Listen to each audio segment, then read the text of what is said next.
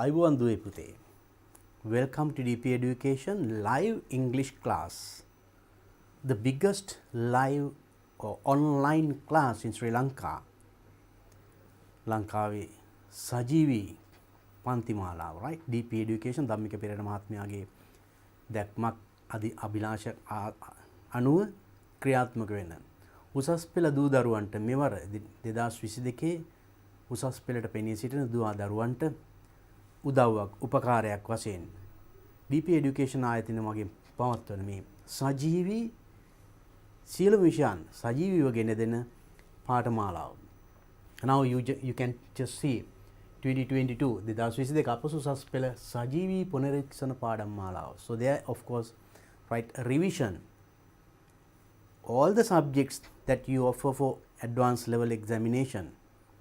You may be sitting for the examination in arts or commerce or maths or science, technology, whatever the subject that you offer. ඔබ මොන විෂයෙන් පෙනී සිටියත් ඒ සියලුම විෂයන් ආවරණය වෙන විදිහට YouTube හරහා ඔබට නරඹන්න පුළුවන් මේ DP Education සියලුම විෂයන් ටික සජීවීව ලංකාවේ සිටින දක්ෂම ගුරු මඩුල්ලක් මෙහෙවන මේ වැඩසටහන ඇත්තටම ලොකු පුණ්‍ය කර්මයක් ලක්දූ දරුවන්ට ගෙන දෙන. Right now for this you can download this app DP Education mobile app එක නොමිලේ download කරගන්න. That is free of charge. Where do you get these kind of things, no? So then free of charge you just get it downloaded and engage in all these lessons, and there you can get all these සම්පූර්ණයෙන්ම නොමිලේ සියලුම පාඨමාලාවන්, right? And free of charge all the things, right? And පුනරීක්ෂණ විභාග ප්‍රශ්න පත්‍ර, right? So that is of course right, not only the questions past papers but also revision. ඒ ප්‍රශ්න වලට උත්තර ලියන්නේ කොහොමද ඊට අදාළ මතක් කිරීමක් පාඩම් ආශ්‍රයෙන් මතක් කිරීමක්. In all the subjects you get this, right? Even in general English, and it is live, and also the teachers, group of teachers මේ හා සම්බන්ධ වෙන ගුරු මඩුල්ල ලංකාවයි අති දක්ෂ හොඳ ප්‍රතිඵල පෙන්නපු හොඳ ගුරු මඩුල්ලක්. So then wherever you are living in Sri Lanka, right, you have the chance of getting their advice, their guidance to face your examination with confidence. ඔබේ 2022 විභාගයට උසස් පෙළ විභාගයට පෙනී සිටින ඔවුන්ගේ මඟ පෙන්වීම උදව් ගන්න ඔබ වාසනාවන්තයි. That is because of DP Education, Mr. Dhammika Perera, right? So then get this downloaded. Not only that, please take this message to your friends. ඔබේ මිතුරන්ටත් මේ පණිවිඩය දෙන්න. So that is a good quality of a good friends, right? If you are a good friend, you better tell it to your friends also. They also will take at least something and face their examination with confidence. ඒගොල්ලොත් ඒතකොට යමක් මේකෙන් ලබා ගනි විභාගයට සාර්ථක මුහුණ දෙයි. One day they will tell your name, because of my friend I got this message and I could catch these things to face my examination. මගේ මිතුරා මෙන්න මෙයා නිසා මට මේ පණිවිඩය ලැබුණේ. ඒකෙන් මම මෙන්න මේ වගේ වැඩක් කරගත්තා. මෙන්න මේ ටික මට හොඳට ප්‍රශ්න වලට උත්තර දෙන්න ඒ තමන්ගේ විෂයට අදාළව යමක් ලබා ගත්තා කියලා ඔබේ නමත් කියවේ. So then it is a good quality of a good friend to give good messages to your friends, right? Now you just know, you should know the timetable of it. මේකේ කරන්නේ කොහොමද? Now just have a look at the timetable. In all 7 days of the week, සතිය දින 7ෙම from 7 am to 5 pm, උදේ 7 ඉඳන් හවස 5 දක්වා 3 subjects in each day. දවසට විෂයන් 3ක්, right? 7 to 10, then 10:30 to 1:30, once again 2 to 5. Now just have a look at Monday. You get started with combined maths, සංයුක්ත ගණිතය. දක්ෂ ගුරුවරයෙක් ලංකාවේ සිටින දුෂ්‍යන්ත මහබදුගේ. ඔබ වාසනාවන්ත ලංකාවේ කොහේ හිටියත් ඔහුගෙන් ගුරුහරුකම් ලබන්න. That is thanks to DP Education, isn't it? So then you get 2 subjects on Monday and all the other days අනිත් හැම දවසකම බලන්න දවසට විෂයන් 3ක්. සියලු විෂයන් science, maths, arts, commerce, technical subjects, right? Whatever it is. Now you select the subject that you offer for advanced level examination. ඔබ උසස් පෙළ විභාගයට පෙනී සිටින විෂයන් ඔබ තෝරගන්න. ඒ අනුව ඒ time table එකෙන් you just note it down. ඔබේ විෂය තියෙන වෙලාවල් ලකුණු කරගන්න. I know that you are working hard for your advanced level examination and during that time ඔබ මහන්සිලා වැඩ කරනවනේ. ඒ අතර මේ සඳහා මේ වෙලාව පොඩි වෙලාවක් වෙන් කරගන්න. I'm sure that will bring or give you a big thing. ඒ පොඩි වෙලාව තුළ ඔබට ලොකු දෙයක් ලැබෙනවා අනිවාර්යයෙන්ම. ඒක නිසා ඒ කාලය සතියේ මේ එක විෂයකට මේ පැය තුන වෙන් කරගන්න. Right? With all the other things that you do in your school and other places. Right? So when you consider all these things, now you see, then when you take Angaharuwada, there are 3 subjects once again: බෞද්ධ ශිෂ්ටාචාරය, sannivedana හා මාධ්‍ය අධ්‍යයනය, ව්‍යාපාර අධ්‍යයනය. And Badada, right? ගිණුම්කරණය, Sinhala තාක්ෂණ වේදය සඳහා විද්‍යාව. බ්‍රහස්පතින්දා ඉතිහාසය, කෘෂිකර්ම විද්‍යාව, ජෛව පද්ධති තාක්ෂණ වේදය. And සිකුරාදා, right?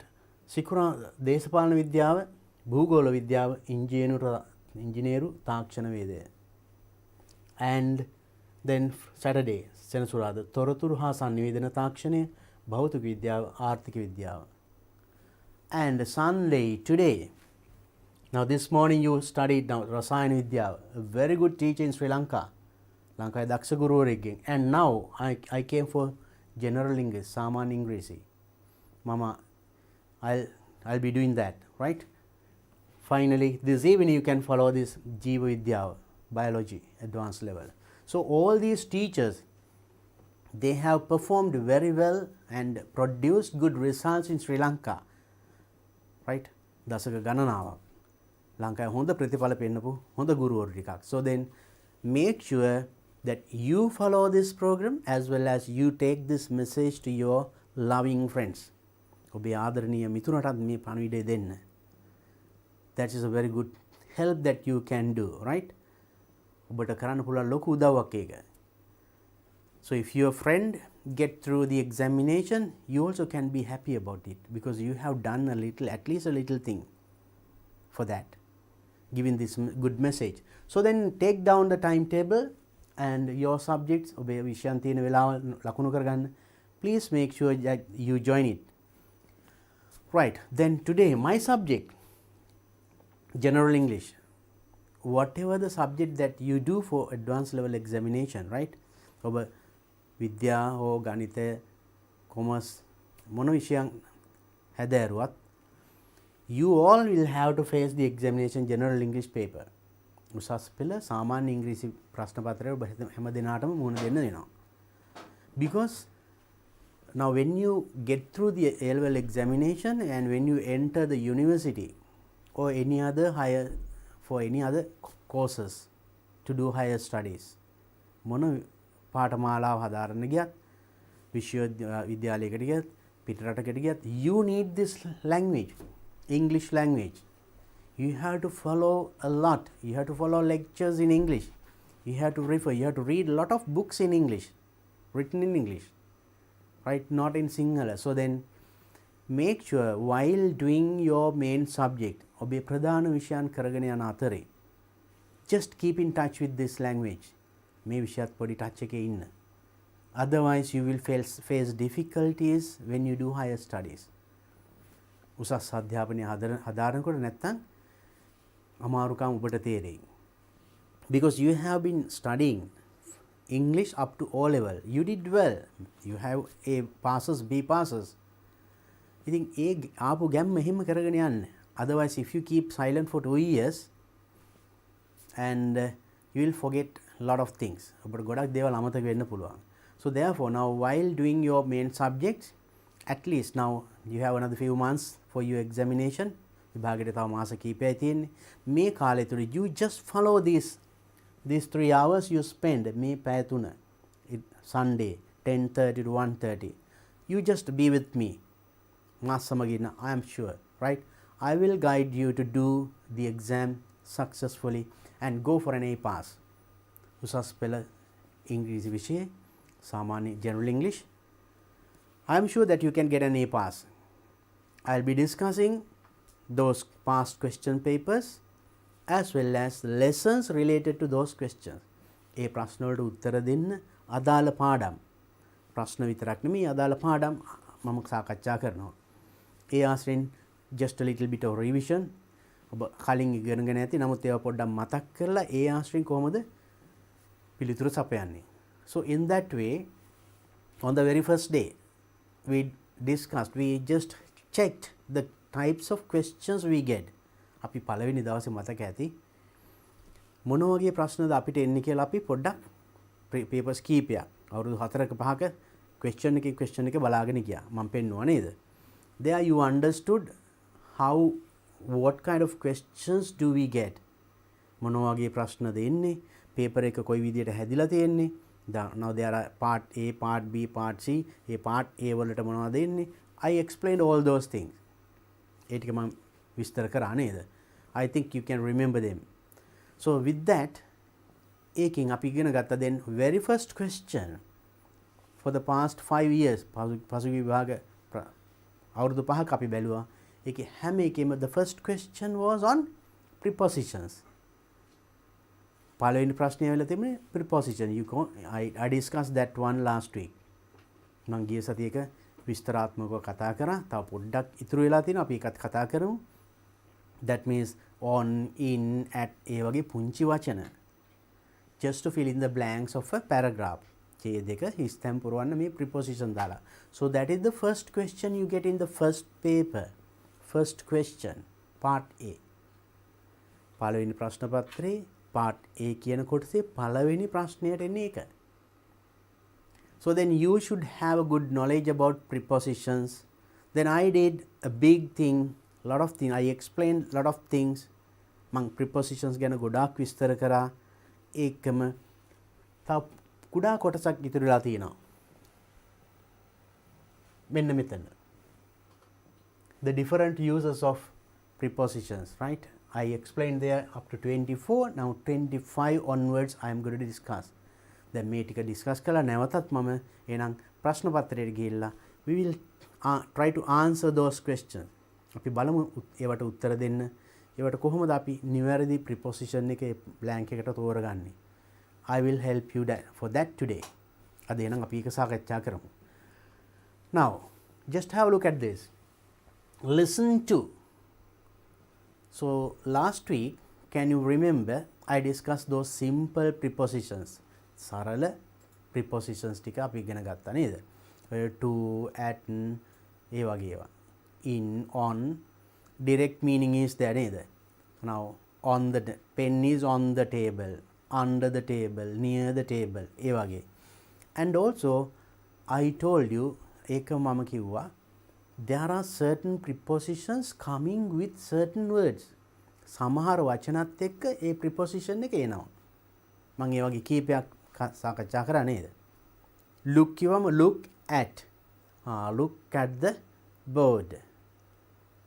suffer, suffering from.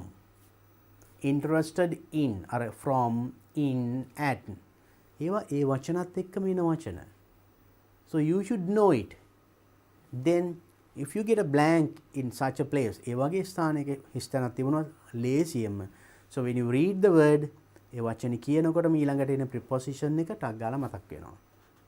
ඒ වගේ ටිකක් තමයි දැන් මේ තියෙන්නේ. Now just have a look at this.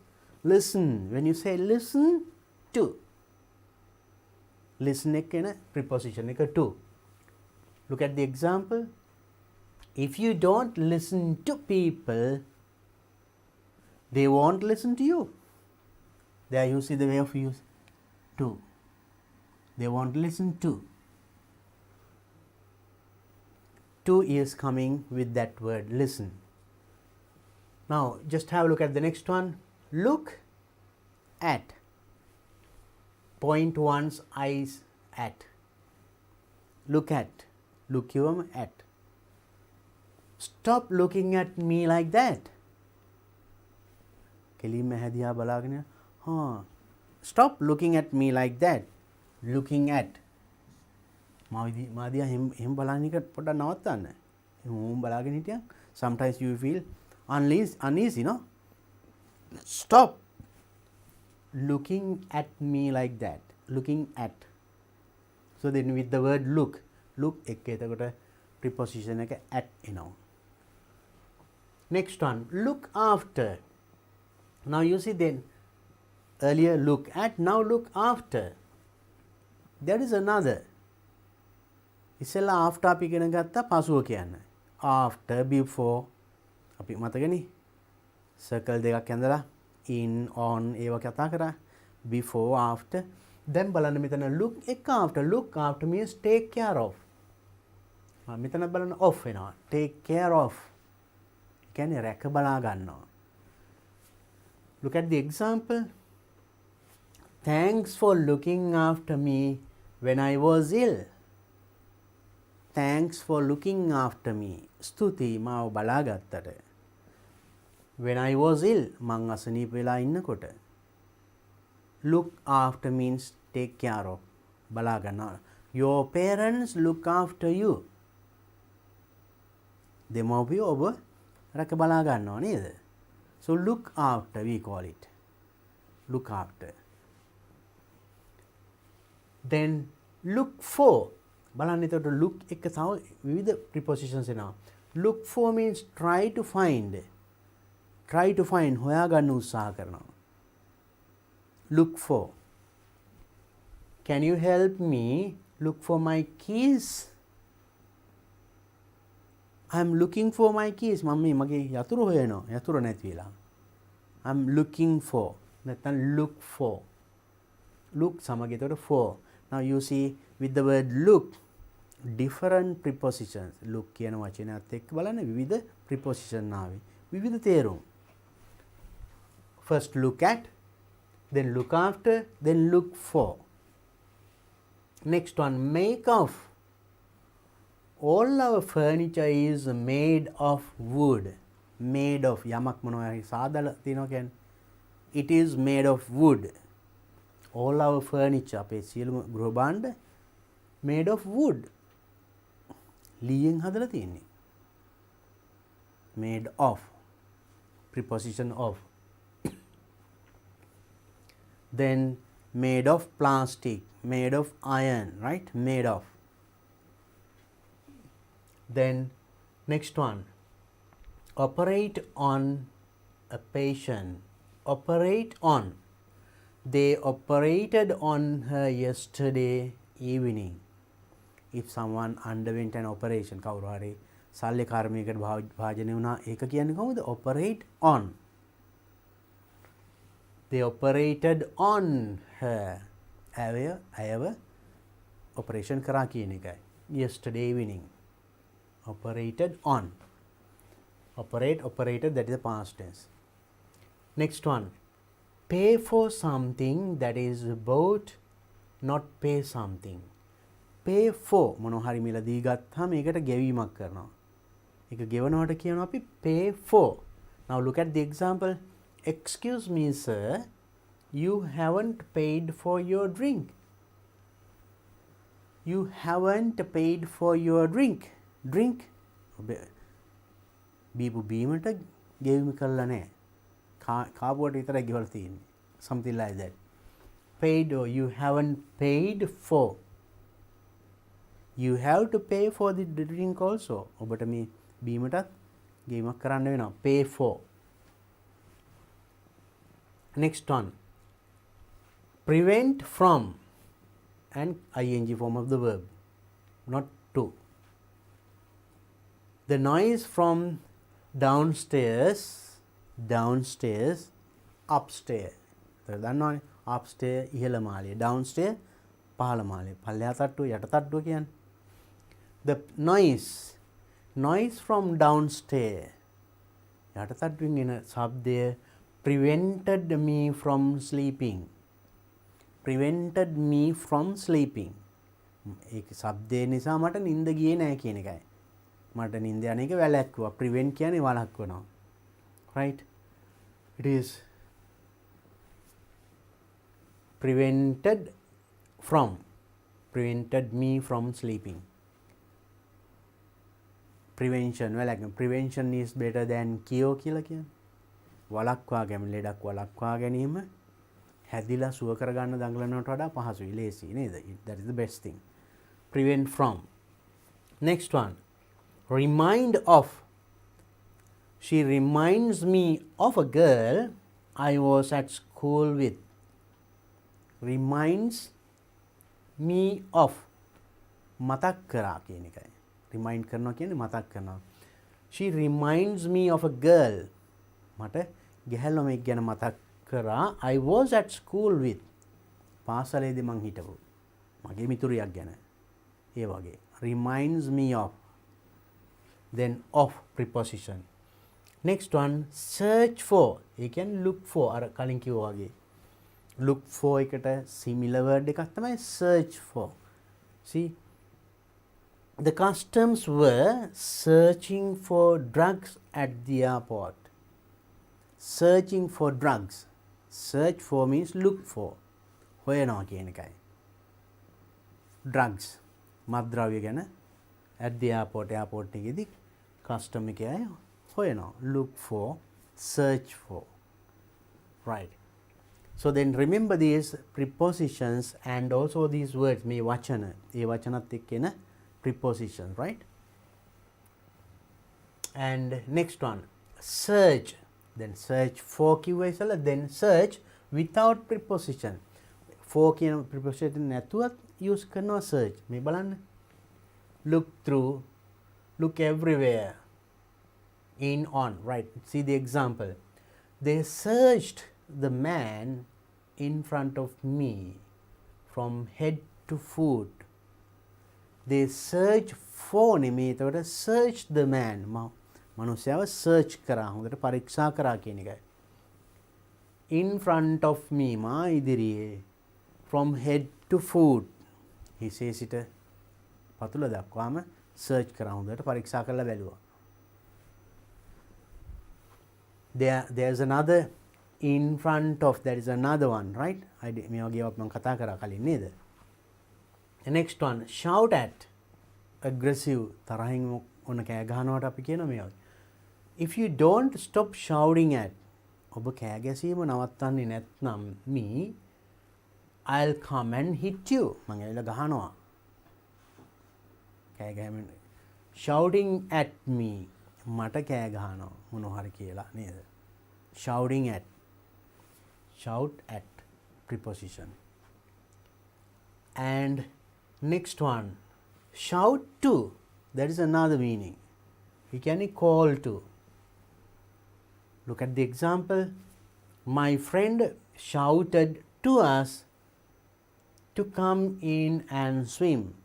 My friend මගේ මිතුරා කෑ ගැහුවා අපිට. කෑ ගාලා කතා කරා කියන එක to come in and swim. ඇවිල්ලා පීනන්න කියලා. One more. Smile at. Smile. hina වෙනවා. Smile at. If you smile at me like that, මට ඒ විදිහට hina වුණොත් I'll give you anything you want. ඔබට අවශ්‍ය ඕනම දෙයක් මම දෙන්න. මම ඒක අන්න එහෙම hina වෙනවා නම්. Smile at. Preposition at. Now remember these words as well as the prepositions coming along with those words. ඒ වචනත් එක්කම එන preposition එක මතක තියාගන්න because this will definitely help you to do the first question successfully. පළවෙනි ප්‍රශ්නේ සාර්ථකව කරන්න අපි මේ discuss කරමු සාකච්ඡා කරපු ටික අනිවාර්යයෙන්ම වැදගත් වෙනවා. Not only that, in other writing when you write essays, notes, notices, letters, whatever it is. So there you will have to use prepositions. If you use a wrong preposition and that is marked as a mistake. So when there are mistakes, we deduct mark. ඔබ ලියන ලියුමක note එක, notice එක, essay එක, dialogue එක preposition එක වැරදියට පාවිච්චි කරලා තිබුණොත් අපි ඒක underline කරනවා when we do paper marking. උත්තර පත්‍ර පරීක්ෂා කිරීමේදී ඒවා අපි underline කරනවා. එහෙමනම් ඒ වැරදි තියෙනකොට ලකුණු අඩු වෙනවා. So then knowledge about this මෙන්න මේ ගැන දැනුම අනිවාර්යෙන් වැදගත්. not only for the first question. එහෙනම් පළවෙනි ප්‍රශ්නයට විතරක් නෙමෙයි. So if you know it well, you will do the first question well, I'm sure. මේ ටික හොඳට දන්නවා නම් පළවෙනි ප්‍රශ්නේ හොඳට උත්තර ලියනවා. ඒ විතරක් නෙමෙයි අනිත් සියලුම දේවල් වලටත් මේක බලපානවා. English is a language, right? So then now with that knowledge අපි නම් ඒ දැනුමත් එක්ක let's go back to the next question. We discussed 2021 paper last week. අපි ගිය සතියේ 2021 paper එක සාකච්ඡා කරා නේද? ඒකේ පළවෙනි ප්‍රශ්නය part A question number 1. එතකොට there we had to fill in certain blanks. හිස්තැන් පිරීමක් තිබුණේ. Now we'll go back to the next one. 2020 A level general English paper. Question 1, right? That is grammar and vocabulary. 35 marks. Fill in the blanks in the following text using the prepositions given in the box. අන්න අපි උච්චරලා කතා කරපු එක. බලන්න මේකෙන් තමයි පළවෙනි ප්‍රශ්නේ ආවිලා තියෙන්නේ. Given in the box මේ box එකේ දීලා තියෙන prepositions පාවිච්චි කරලා හිස්තැන් පුරවන්නලු. Use each preposition only once. එක preposition එකක් එක පාරක් විතරයි පාවිච්චි කරන්න පුළුවන්. There is one preposition extra. වැඩිපුර එකකුත් දීලා තියෙනවා. That means you see 1 2 3 4 5 6 හයක් දීලා තියෙනවා, but there are only 5 blanks. හිස්තැන් තියෙන්නේ 5යි. preposition හයක් දීලා තියෙන. It is a little challenge. පොඩි අභියෝගයක්. But don't worry. You can do it. කරන්න පුළුවන්. මේ බලන්න. Now when you get a question like this, I told you last week also, read the full text with the blanks. හිස්තැන් සමග ඉස්සෙල් එකපාරක් කියවන්න. Not only this, there are many other questions, closed passages. හිස්තැන් පුරවන්න. ඒක ඉස්සෙල් එකපාරක් කියවන්න. Then you get an idea what is it about. මේ මොකක් ගැනද කියවෙන්නේ කියන එක පොඩි අදහසක් එනවා. Now therefore let's read it first. අපි එහෙනම් ඉස්සෙල්ලා හිස්තැන් සමග කියවලා ගෙනියමු. What are the prepositions given? දීලා තියෙන වචන to, in, without, under, for, with. අපි මේ වගේ ගොඩාක් ඉගෙන ගත්තා නේද? Now let's read the text. Two friends were sitting a tree. What a beautiful night. Look at the moon. One of them said. The other. The second one looked at the sky and said, "You are wrong. That's the sun." Both started arguing blank a while until they saw another person coming towards them. One stopped him and asked, "Sir, I was having an argument, my friend. Could you please help us settle our argument? Tell us what that thing is up in the sky that's shining. Is it the moon or sun?"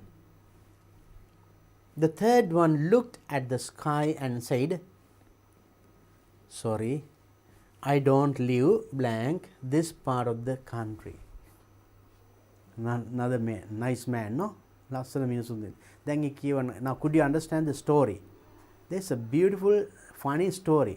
Funny story එකක් තියෙනවා එතන නේද? මොකක්ද ඒ කියන්නේ? Two friends were sitting. යාළුවෝ දෙන්නෙක් sitting ඉඳගෙන ඉන්නවා blank a tree. ලේසි නේද? උත්තරේ එනවා නේද කියනකොටම. ගහක් ඉඳගෙන ඉන්න කොහොමද? ගහක් යට. එහෙනම් යට කියන්න you can take the word under. Under a tree. යාළුවෝ දෙන්නෙක් එනම් ගහක් යට ඉඳගෙන ඉන්නවා. What a beautiful night. කොච්චර ලස්සන රාත්‍රියක්ද? Look at the moon. අර බලන්න ලස්සන හඳ කියලා එක්කෙනෙක්වන පෙන්නවා. One of them said. එක්කෙනෙක් කිව්වා blank the other. ඒතර කාටද කිව්වේ? said අනිත් එක්කෙනාට. අනිත් එක්කෙනාට නම් to. To the other. Say to the other. අපි මේ එහෙම තේරුම් ගත්තොත් හරි ලේසියි. Think of the meaning. එක්කෙනෙක් ඒතර හඳ බෙල්ල අහලන්න ලස්සන රාත්‍රියක් නේද? අර බලන්න ලස්සන හඳ කියලා පෙන්වනවා. The second one looked at the sky and said. So දෙවෙනි කෙනා look at the sky and said. අහස බලලා කිව්වා you are wrong. අනේ ඔයා වැරදිනේ. That's the sun. ඒ ඉර. හඳ නෙමෙයි ඉර කියනවා යා. Both started arguing. දෙන්නෙක් දැන් argue කියන්නේ කෙනෙක් කියනවා ඉර කියනවා අනිත් එක්කෙනා කියනවා හඳ කියලා. So then both started arguing මොකටද? A while.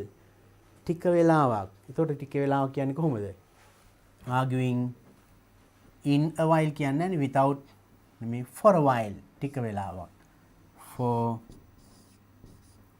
For a while until they saw another person coming towards them. Another person coming towards them. තව කෙනෙක් ඒ පැත්තට එනකන් ඒගොල්ලෝ ආගියු කරා. එක්කෙනෙක් කියනවා නෑ ඒක හඳ අනිත් එක්කෙනා නෑ ඒක ඉර. It's a wonderful story, no? ලස්සන දෙයක්. Then one stopped him and asked. තව කෙනෙක් ආවනේ නවත්තලා ඇහුවලු Sir, I was having an argument. මම මේ පොඩි තර්කයක් කරගෙන ගියා blank my friend. කායි මගේ මිතුරා සමග කියන්නේ කොහොමද? Arguing with my friend. With my friend. මම මේ මිතුරත් එක්ක මගේ පොඩි ආගියුමන්ට් එකක් තියෙනවා. Could you please help us settle our argument? අපි මේක විසඳ ගන්න පොඩ්ඩක් උදව් කරන්න පුළුවන්ද කියලා වෙන අනිත් කෙනාගෙන් අහුවා. Tell us what that thing is up in the sky that shining. Tell us අපිට කියන්න what that thing is. මොකක්ද අර up in the sky අර අහසේ උඩ shining බබලි තියෙන්නේ මොකක්ද කියලා අහුවන්න ප්‍රශ්නේ. ඒ ළඟින් ආපු මිනිස්සයාගේ. It is the moon or sun. A moon the sun the ඉරද හඳද? The third one එතකොට ආපු තුන්වෙනි මිනිස්සයා looked at the sky අහස බැලුවා and said කිව්වා sorry I don't live blank this part of the country. අනේ sorry මම මේ රටේ මේ පැත්තේ නෙමෙයි ජීවත් වෙන්නේ. That means he also doesn't know whether it is sun or the moon. රටේ කොයි පැත්තේ හිටියත් ඉර හඳ එකයිනේ නේද? See the funny story. Then what comes in the last blank? Sorry, I don't live blank this part of the country. What is remaining? The ඉතුරු වචන දෙක without in. Without this part of the country කියන්නේ නැහැ. Then the correct answer is in. In this part of the country. Now you understood how easy it is when you read it carefully. ප්‍රවේශමෙන් කිව්වහම කියලා තියෙන දේ තේරුම් ගත්තාම හරිම ලේසි සරල prepositions ටිකක් දාලා හිස්තැන් පුරවන්න තියෙන්නේ. So it is not a challenge to answer, right? මේ first question එක now I told you make sure that you are aware of all those prepositions which I discussed. මම මේ කතා කරපු preposition ගැන හොඳට පොඩ්ඩක් නැවත බලන්න කියවලා. And read the sentence not only up to the blank. හිස්තැනට විතරක් නෙමෙයි හිස්තැනෙන් ඉදිරියට ගිහලා up to the full stop. Full stop වෙනකන් කියවන්න. Then think of the meaning of that sentence. ඒ වාක්‍යයෙන් කියවෙන්නේ මොකද්ද? Then only you can get the right answer for the blank. හිස්තැනට නිවැරදි උත්තරේ තෝරගන්න අන්න එහෙමයි කරන්නේ. හිස්තැන දක්වා විතරක් කියවලා උත්තරේ හෙව්වට අමාරුයි. Read beyond the blank. Blanking ඉදිරියට කියවන්න up to the full stop. First you read the full text. මුළු කතාවම ඉස්සෙල්ලා කියවන්න නේද? Now you understood, then it is easy. හරිම ලේසි නේද? මේ අවුරුදු question එකත් ඔය වගේ තමයි. Lazy. Right? Don't get excited when you get the paper. Paper එක ලැබුණාම බය වෙන්න එපා. Relax කියවන්න. ලස්සන මේ වගේ පුංචි කතන්දර තියෙන. You can enjoy while answering. උත්තර දෙන අතරේ විනෝද වෙන්නත් පුළුවන්. බලන්න මෙතන පුංචි පොඩි ජෝක් එකක් තියෙන්නේ. Right. Now let's look at the next question. That is 2019 2019 A-level paper එකේ first paper first question. What is it? Grammar and vocabulary, right? Question 1. Fill in the blanks in the following text using the preposition. ආයිමත් මේ බලන්න. එකමයි ඇවිල්ලා තියෙන්නේ නේද? Given in the box. Given in the box. ඒ විදිහමයි බලන්න ප්‍රශ්නේ. Use each preposition only once. එක preposition එකක් එකපාරේ පාවිච්චි කරන්න පුළුවන්. There is one preposition extra. එක වචනයක් වැඩිපුර දීලා තියෙනවා. Just like the previous questions. කලින් අවුරුදු වල අපි දැන් කතා කරේ ඒ වගේමයි. එකම විදිහේ ප්‍රශ්න ටිකක් බලන්න. What are the prepositions given? Of, towards, along, on, to, in. Right, now I told you first you read the whole text with the blanks. මම කිව්වේ his තැන් සමග ඉස්සෙල්ලා සම්පූර්ණ ටෙක්ස්ට් එක කියවන්න.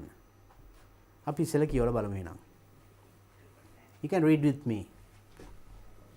Two young employees who were recruited recently were arguing blank the office when their boss walked blank them. The boss asked, "Why are you arguing?" One employee answered, "There was a 100-rupee note blank this table, and we decided to give it to the one who tells the biggest lie. You should be ashamed blank yourselves," said the boss. "When I was at your age, I didn't even know what a lie was." Immediately, the two employees gave the 100 rupees note blank the boss. එතනත් ලස්සන කතාවක් තියෙන බලන්න. So when you understand the story, easy to find the answer. ඒ කතාව තේරුම් ගත්තාම උත්තරේ හරිය ලේසි හොයාගන්න. Now let's see the story once again, right? Two young employees who were recruited recently මෑතකදී recruit කියන්නේ බඳවා ගන්නවා. මෑතකදී බඳවා ගත්ත two young employees. යම් කිසි ආයතනයක වැඩ කරන අලුතෙන් බඳවා ගත්ත සේවකයන් දෙදෙනෙක් ආගියු කරනවලු, තර්කයක් කරනවලු හිස් තැනක්. මේ වචනේ අපිට කලින් question එකෙත් තිබුණා නේද? ආගියු කියලා. Blank the office when their boss walked blank them. Office එකේ ආගියු කර ඉන්නවලු ඒගොල්ලන්ගේ boss එනකොට. එතන තියෙන office එක ඇතුලේ කියන තේරුමයි ඉන්නේ එතකොට. එහෙනම් මොකක්ද දෙන්න ඕනේ? Arguing office එක ඇතුලේ නම්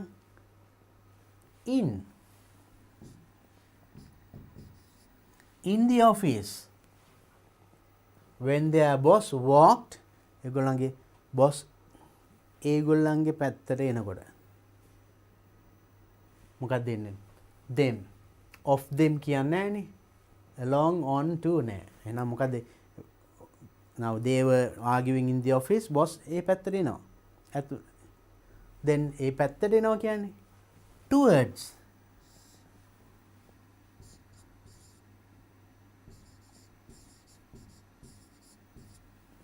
towards them. The boss asked, boss ඇහුවා එතකොට, "What are you arguing?" මොනවද මේ තරක කරන්නේ? මොනවද කෑ ගහන්නේ තරක කර ඉන්නේ? boss ඇහුවා. One employee answered. එතකොට එක්කෙනෙක් කිව්වා, "There was a 100-rupee note blank this table." රුපියල් 100 කොලයක් තිබුණ මේ මේසෙ උඩ කියලානේ කියන්න ඕනේ. නිකම්ම උත්තරේ කියවෙනවා. ඒතර බලන්න ඒක. කියෙව්වොත් ඒ විදියට උත්තරේ ඉබේම එනවා. හොයන්න දඟලන්න ඕනේ. කියන්නේ රුපියල් 100ක් මේ මේසේ උඩනේ තියෙන්නේ නේද? මේසෙ උඩ තිබුණා. එහෙනම් ඒ තේරුම එන්නේ there was a 100-rupee note blank this table. මොකක්ද දෙන්නේ?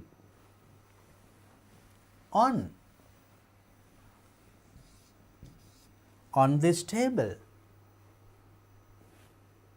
And we decided අපි තීරණය කළා to give it to the one who tells the biggest lie. ඒ රුපියල් 100 ඒතකොට අපි දෙන්නටම අයිති නැහනේ. ඒක ලොකුම බොරුව කිව්ව කෙනාට ඒක දෙනවා කියලා අපි තීරණය කරා. ඒකටයි දැන් මේ දෙන්න එහෙනම් බොරු කිය try කරනවා ඇති. ආගියුමන්ට් එක අන්නේ ඒකයි. So then you should be ashamed. එතකොට මේ within inverted commas අන්න ඒව ගැනත් අපි අවධානය යොමු කරන්න ඕනේ.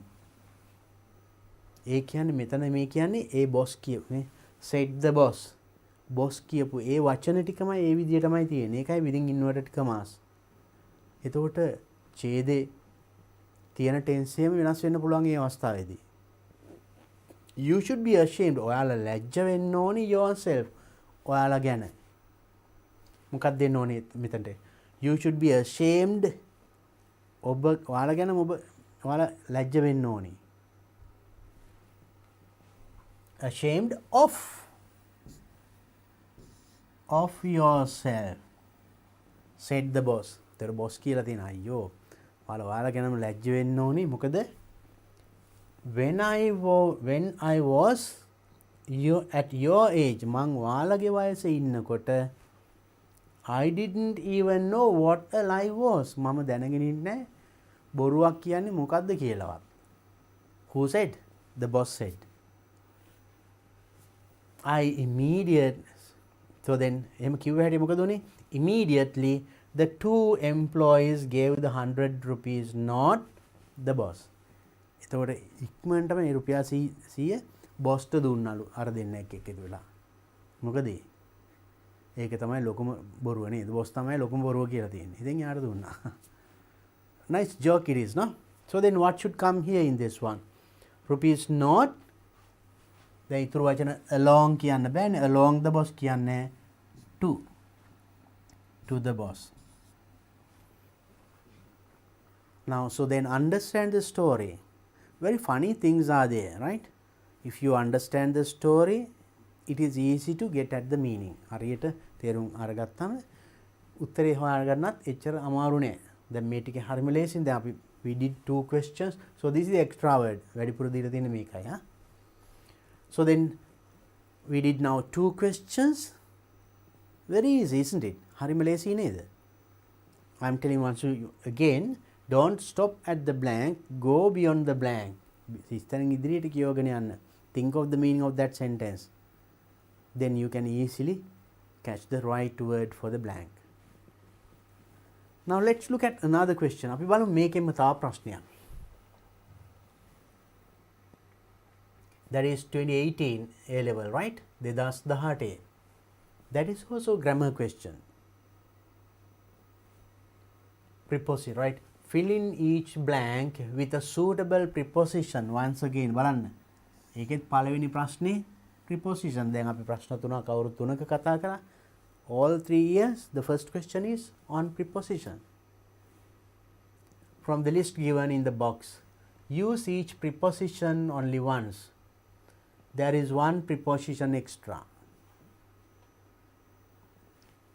What are the prepositions given? Then make it එහෙනම් box එකේ දීලා තියෙන prepositions use කරලා fill in the blanks. One extra. There is one preposition extra. එකක් වැඩිපුර දීලා තියෙනවා. So then a bit challenging, right? What are the prepositions given? By, with, of, for, in, on. අපි මේවා ගැන ගොඩාක් කතා කරලා තියෙනවා නේද? Now let's look at the text. අපි එනම් මේකෙත් ඉස්සෙල්ලා text එක ඉස්සෙල්ලා කියවලා බලමු. With the blanks, his තැන් සමග. You can read with me. A child psychologist had twin boys. One an optimist, the other pessimist. Just to see what would happen blank Christmas Day, he loaded the pessimist room blank toys and games. In the optimist room, he dumped a pile of horse droppings. That night, the father found the pessimist surrounded blank his gift, crying. What's wrong? The father asked. I have a ton blank game manuals to read. I need batteries and my toys will all eventually get broken, sobbed the pessimist. Passing the optimist room, the father found him dancing for joy around the pile of manure. Why are you so happy? He asked. The optimist shouted, there must be a pony somewhere here. You know, I am very much interested blank playing with ponies. Who said?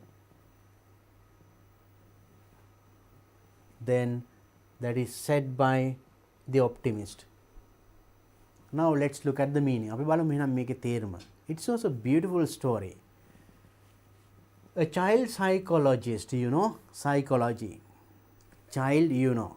Child ළමා මනෝවිද්‍යාඥයෙක් had twin boys. එයාට twins ලා හිටියා. new දරුවෝ හිටියා.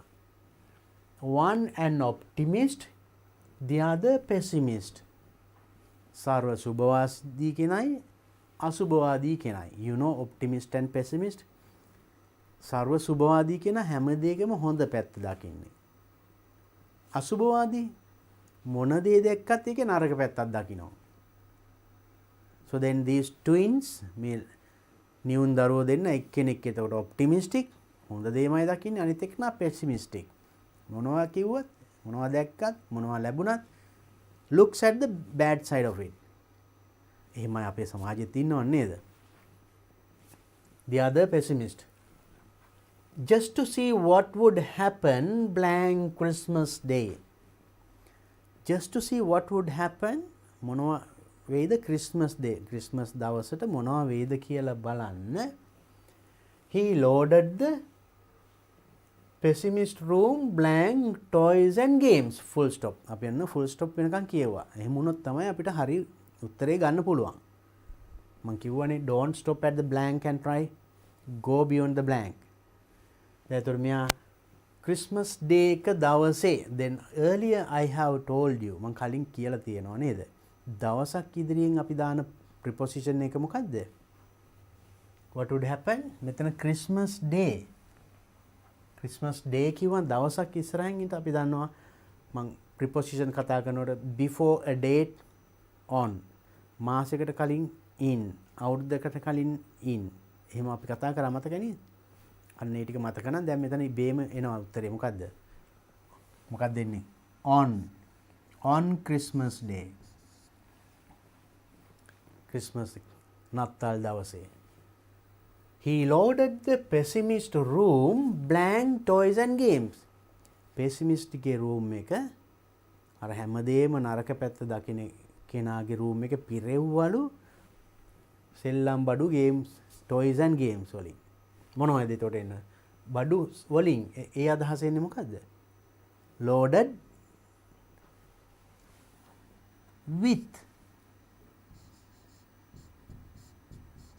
loaded with toys and games. In the optimist room, ඊළඟට optimist අනිත් දරුවගේ හැමදේම හොඳ පැත්ත දකින දරුවගේ he dumped a pile of horse droppings. යා ගොඩ ගැහුවලු pile of horse droppings. ඒ කියන්නේ horse ලගේ droppings කියන්නේ දැන් cow droppings කියන්නේ ගොම කියන්නේ ඒ වගේ අස්වැයා දාන ඒ අස්ව droppings ගොම ගොඩ ගැහුවලු යාගේ room එකේ. That night, එදා රාත්‍රී, the father found the pessimist surrounded blank his gift. තාත්තා දැක්කලු the pessimist දරුවා කියන්නේ හැමදේම නරක පැත්තම දකින දරුවා surrounded blank his gift. එයාගේ gift වලින් වට කරගෙන වටේම එයාගේ ඒ කියන්නේ games toys සෙල්ලම් බඩු වලින් වටේම තියෙනවා. surrounded එක එන preposition එක මොකද්ද? surrounded කිව්වම by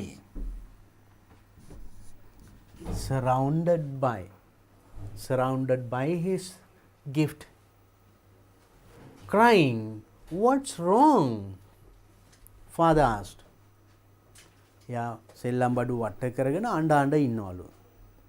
ගොඩාක් සෙල්ලම් බඩු ගේම්ස් එහෙම තියෙනවා. ඒත් ඒක ඒ ටික තියලා අඬ ඉන්නවා. දකින්නේ නරක පැත්තනේ. ඉතින් තාත්තා හරිද what's wrong? මොකද මේ අඬන්නේ? ඔච්චර සෙල්ලම් බඩු වටේම තියෙනවා මෙයා අඬනවා. What's wrong? තාත්තා ඇහුවා.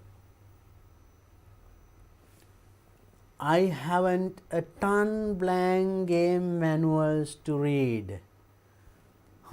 Game manuals. Now to play a game එකක් දුන්නාම ඒක ප්ලේ කරන විදිය පොඩි මැනුවල් එකක් තියෙනවා. කොලේක තියෙන මේක මෙන්න මෙහෙමයි ප්ලේ කරන්න කියලා නේද? එහෙනම් I have මට දුසීමක් විතර මැනුවල් කියවන්න තියෙනවා. ඒක කියවන්න නැතුව ගේම් එක ප්ලේ කරන්න බෑනේ. ඔන්න මෙයා දකින්නේ ඒක. Now you know the children they like to play games. But this child likes but ඒකෙත් දැක්කේ මොකද්ද? negative side එක. එයා දැන් අඬනවානේ මට මේ games manual ටික ඔක්කොම කියවන්න එපා මේක play කරන්න නම්. Now he is worried about it and I have ton blank game manuals to read. මොකද දුසීමක් පමණ ton of game manuals to read. I need batteries and my toys will all eventually get broken. Sorry. Then he has lot of toys around. Whatever toys තියනවානේ සෙල්ලම් බඩු තියනවා. To play the toys එතකොට I need batteries. මට battery අවශ්‍ය වෙනවා. මම ඒව සෙල්ලම් කරනකොට මොකද වෙන්නේ අන්තිමට eventually finally get broken. ඒවා කැඩෙයි. Sobbed the pessimist. අන්න දැන් මෙයා sobbing කියන්නේ ඉකිය ගාඬනවා ඔන්න. Looking at the negative side. අච්චර games සෙල්ලම් බඩු ඔච්චර පිරලා තියෙදි ඒකෙත් යා හොඳ පැත්ත නෙමෙයි දැක්කේ. So when you look at bad side of anything you don't feel happy. සතුටක් නෑ නේද? බලන්න ඉච්චර ලැබිලත් එයා සතුටක් නෑ. Because of his way of thinking. හිතන ආකාරයෙන් බලන්න. It's a good lesson also for us, no? Then sobbed. Passing the optimist room. ඊට පස්සේ ඔන්න තාත්තා ගියා. Passing the optimist room. අනිත් පුතාගේ සර්ව සුබවාදී හැම පැත්තම හොඳ දේ දකින. Always looking at the good side of ඒ පුතාගේ කාමරේ පව කරගෙන යනවා ඔන්න. The father found him dancing for joy around the pile of manure. තාත්තා දැක්කා father found him dancing joy around අර cow dropping අර horse dropping අස්වැයාගේ කක්කා ගොම කියන්නේ ඒ ටික තියාගෙන මෙයා නටනවලු. dancing around the pile of manure. ඒ පොහොර සාමාන්‍ය ගොම අපි පොහොර වශයෙන් යොදා ගන්නවානේ. ඒ ටික ළඟ ඉඳන් මෙයා නටනවලු සතුටින්. Then why are you so happy? He asked. Who asked? The father. So තාත්තා ඇහුවා why are you so happy? මොකද ඔයා මෙච්චර සතුටින්? Then the optimist shouted. එතකොට මේ පුතා සර්ව සුබවාදී හැමදේම හොඳ පැත්ත හිතන පුතා කෑ ගහලා කිව්වලු there must be a pony somewhere here. මේ කිට්ටුව පෝනි කෙනෙක් ඇති අනිවාර්යයෙන්. මේකයි මට මේ පෝනිගේ මේ ගොම ටික හම්බ වුණේ. You know, I am very much interested blank playing with ponies.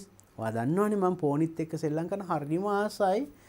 මෙතන මේ පෝනිගේ මේ droppings තියනවා කියන්නේ ෂුවර් එකටම ළඟම පෝනි කෙනෙක් ඇති. See the way he looked at the thing. බලන්න ආයේ දිහා බලපු විදිය. Then what comes here? Interested? What is the word? හිස්තැනට එන්නේ මොකද්ද? මම මේක කලිනුත් කතා කරා. prepositions සමහර වචනත් එක්ක අනිවාර්යෙන් වෙන වචන තියෙනවා. අර look at, interested, දැන් මෙතන ඉබේම ඇවිල්ලා interested in.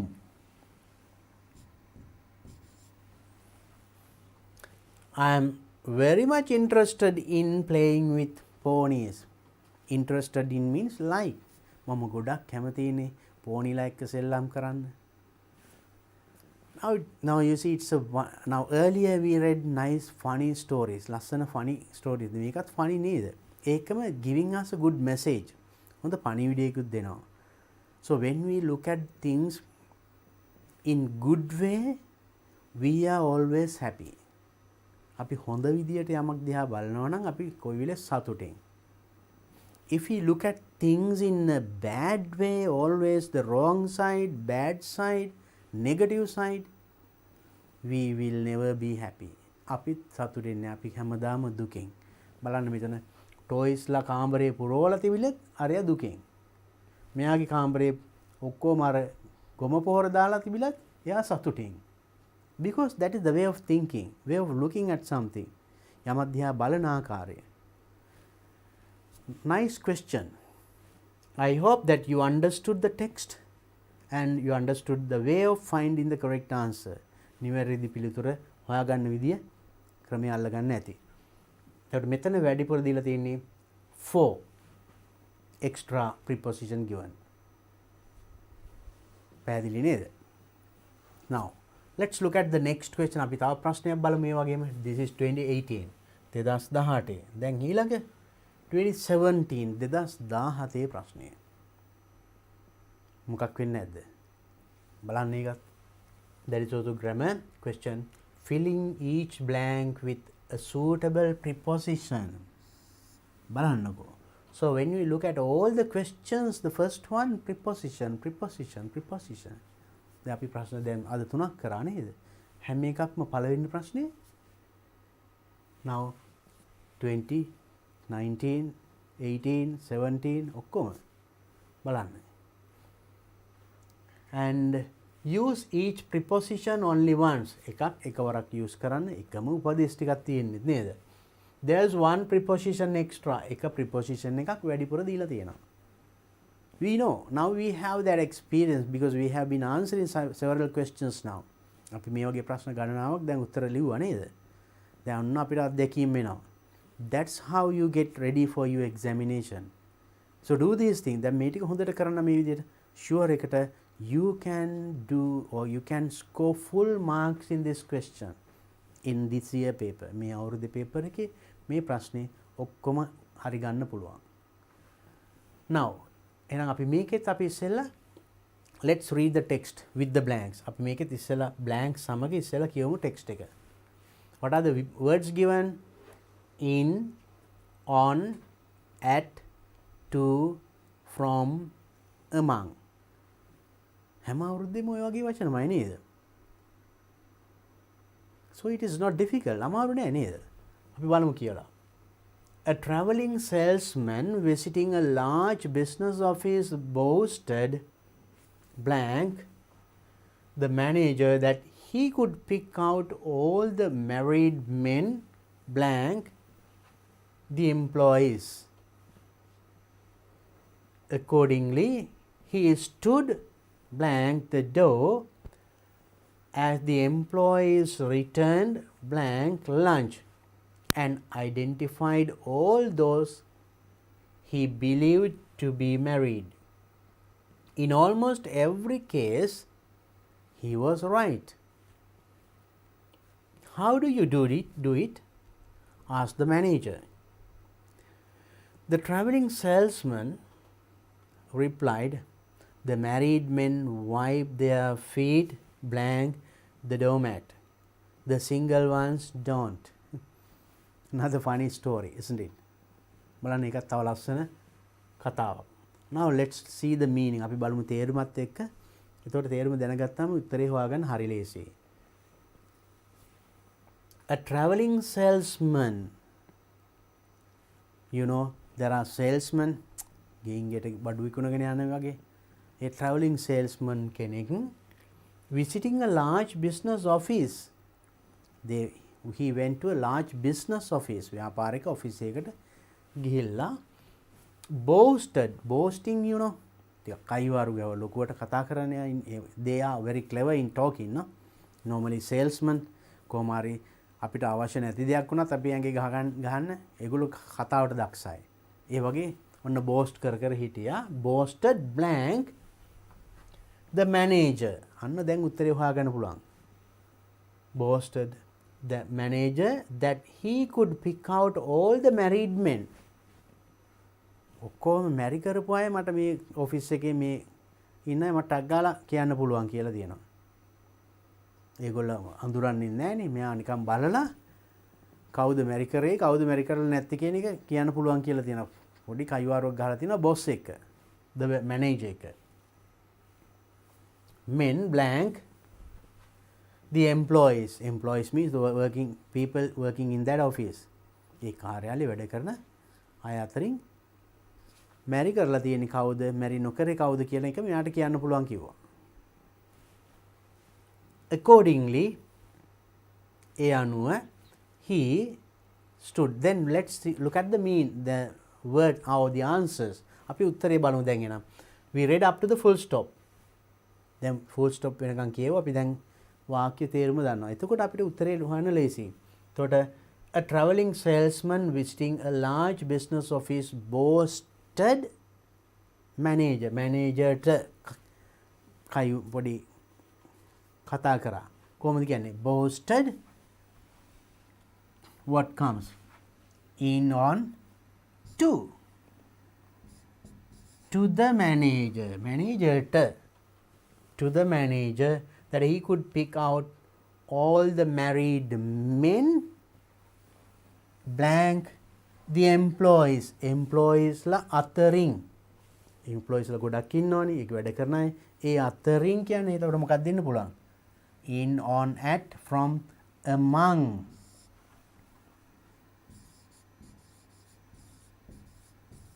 among the employees ලා අතරින් මට පුළුවන් කවුද මැරි නොකර කියන එක අඳුර ගන්න පුළුවන් කියලා එයා කිව්වා. accordingly ඒ අනුව he stood එයා stood හිටගත්තලු the door දොර ළඟ. ඒ තේරුම ගන්න. the door as the employees returned. ඒගොල්ලෝ ආපහු එනකොට එයා දොර ළඟ හිටගත්තා. දොර ළඟ ඒ තේරුම ගන්නේ කොහොමද? stood what do we say from? stood from the door කියන්නේ නැහනේ. in the door on the door නෑ. at the door. ඒ කියන්නේ near the door ගේ. at the door දොර ළඟ හිටගත්තා. as the employees returned blank lunch and identified all those he believed to be married. identified අඳුරගත්තා all those he believed to be married. marry කරලා තියෙන විවාහ වෙලා තියෙන සියලුම දෙනා මෙන්න මෙයා marry කළා මෙයා නෑ කියලා හරියටම කිව්වලු. එහෙනම් මොකක්ද දෙන්න ඕනේ මෙතන? returned lunch කෑම අරගෙන එනකොට returned in lunch කියන්නේ නෑනේ on lunch returned from lunch. returned from lunch කෑම කාලා එනකොට මෙයා දොර ළඟ හිටගත්තා. ගාන්ට කිව්වා just looking at the people. මනුස්සයා පුජ්‍යලේ දිහා බලලා කිව්වා මෙයා married. මෙයා not married කියලා. then in almost every case he was right. හැම වෙලේම එයා කියපු දේ හරියටම හරි.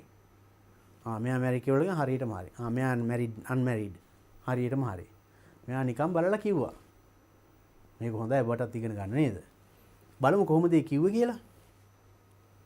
how do you do it? asked the manager. දැන් ඔන්න මැනේජර්ට පුදුමයි. how do you do it? කොහොමද මිනිස්සු මේක කරේ?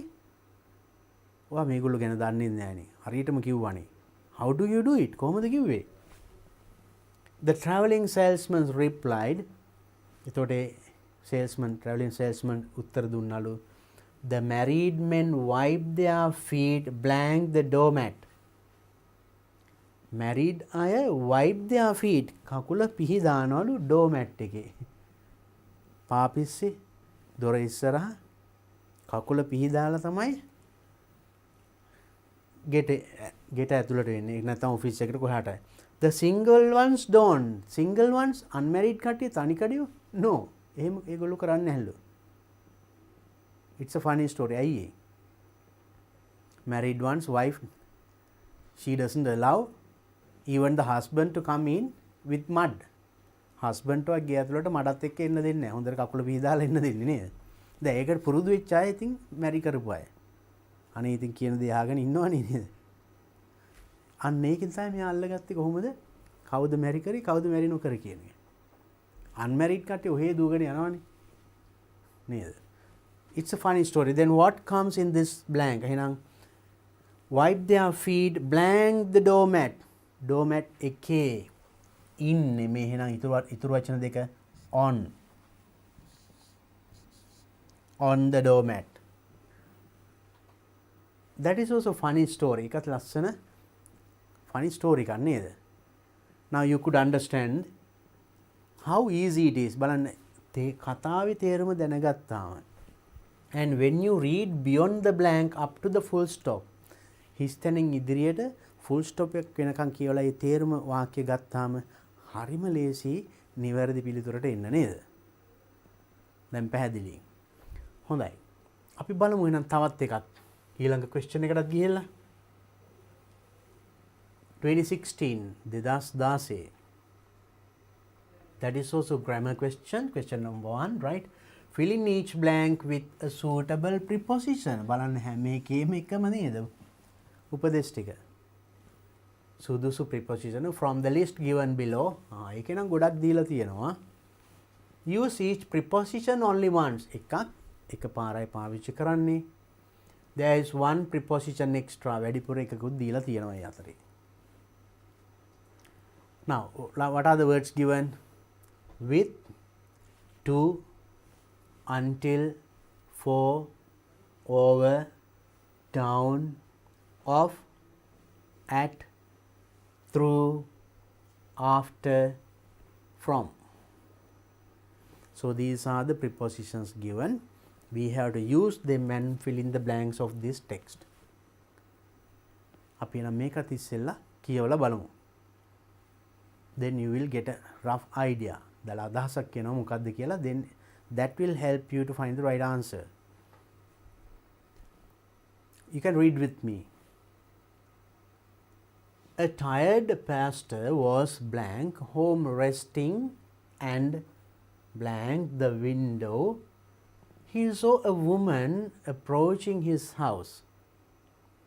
She was one blank those two talkative people and he was not keen to talk blank her. He said to his wife, I'll just run upstairs and wait blank. She goes away blank an hour passed. He tiptoed blank the stairs landing and listened not a sound. He was very pleased, so he went blank calling loudly to his wife, well my dear, did you get rid of that old beau at last?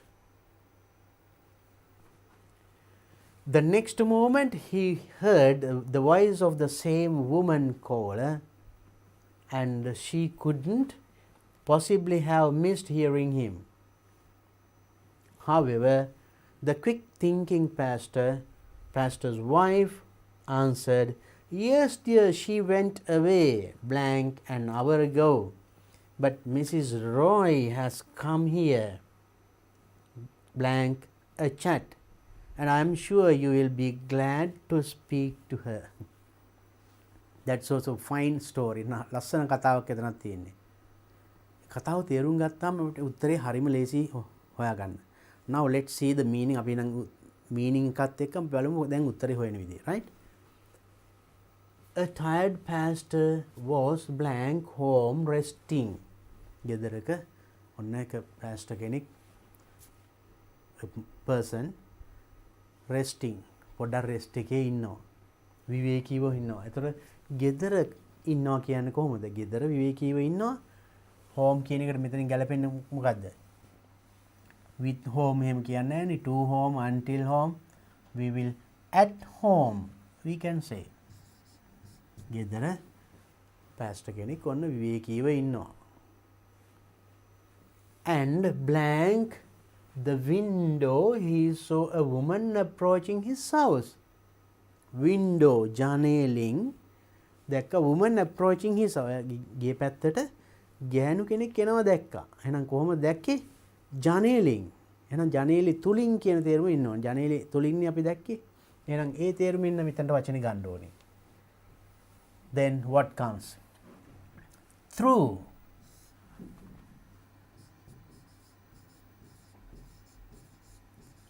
Through the window.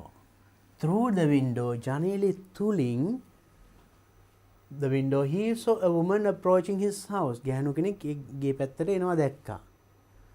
She was one blank those two talkative people.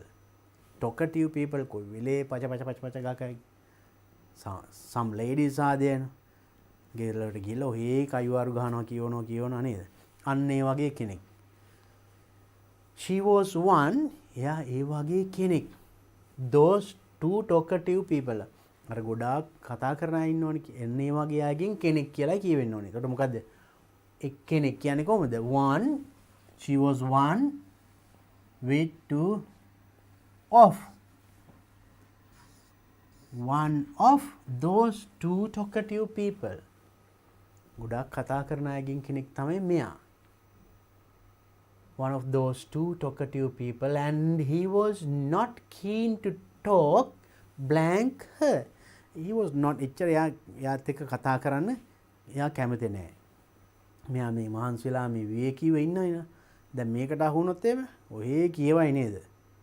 මට විවේක ගන්නත් නෑ කියලා එයා දන්නවා. එතකොට and he was not keen to talk blank her. එයාත් එක්ක කතා කරන්න එයා සමග කියන්නේ කොහොමද එන්නේ? talk. We can say talk. He was not keen to talk. මොකද්ද? talk with her.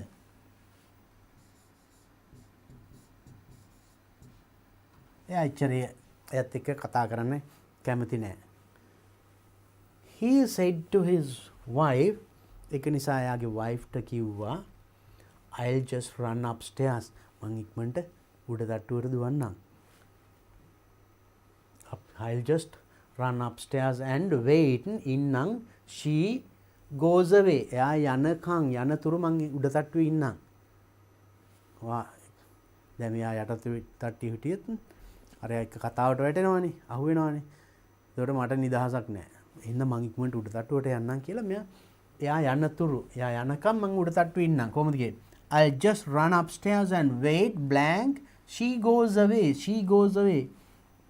ඇය යනතුරු. ඒ තේරුම ඉන්නේ මොකද්ද?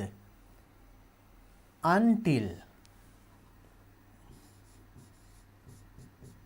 Until she goes away. එයා ඇවිල්ලා until she goes away I'll stay in upstairs. මම උඩ තට්ටු වෙලා ඉන්නම්. Until she goes away. Blank an hour passed. පැයක් විතර ගියාට පස්සේ he tiptoed blank the stairs landing and listened not a sound. දැන් වාක්‍යය මොකද්ද කියන්නේ එතකොට? පැයක් විතර ගියාට පස්සේ ආ tiptoed හිමීට tiptoed කියන්නේ අර හිමීට අඩිය තියලා එනවා. ඉක්මනට එනවනේ. එතකොට සද්දය එනවනේ. මෙයා දන්නේ නැහැ ගියාද නැද්ද කියලා. ඉතින් හිමීට he tiptoed කියන්නේ ඒක tiptoed the stairs landing. stairs කියන්නේ පඩිපෙළ දිගේ landing and listened not a sound. පොඩ්ඩක් ඇහුම්කන් දුන්නා. listened not sound කිසි શબ્දයක් නැහැ. අන්න ඒ තේරුමින් මොකක්ද දෙන්න ඕනේ ඒකට. පැයකට විතර පස්සේ ඒක නම් අපිට ලේසින් ගන්න පුළුවන් මොකද්ද? over, down, after.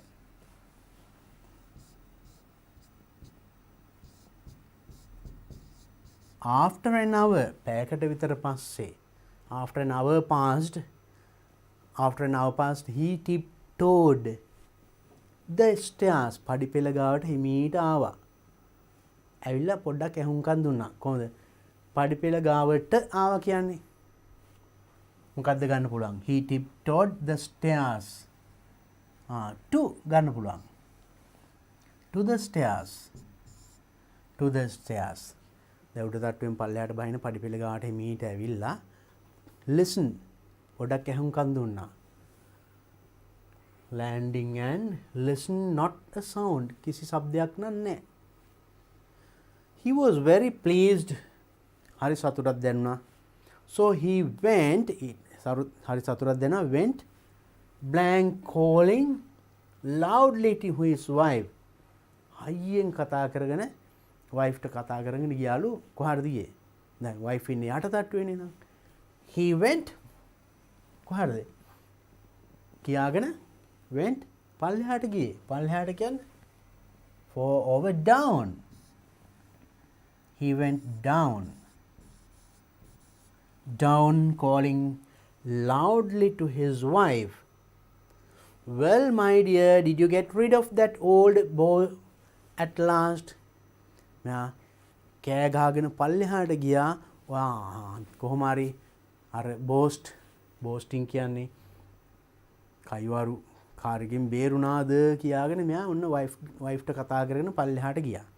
කොහොමද එතකොට එන්නේ?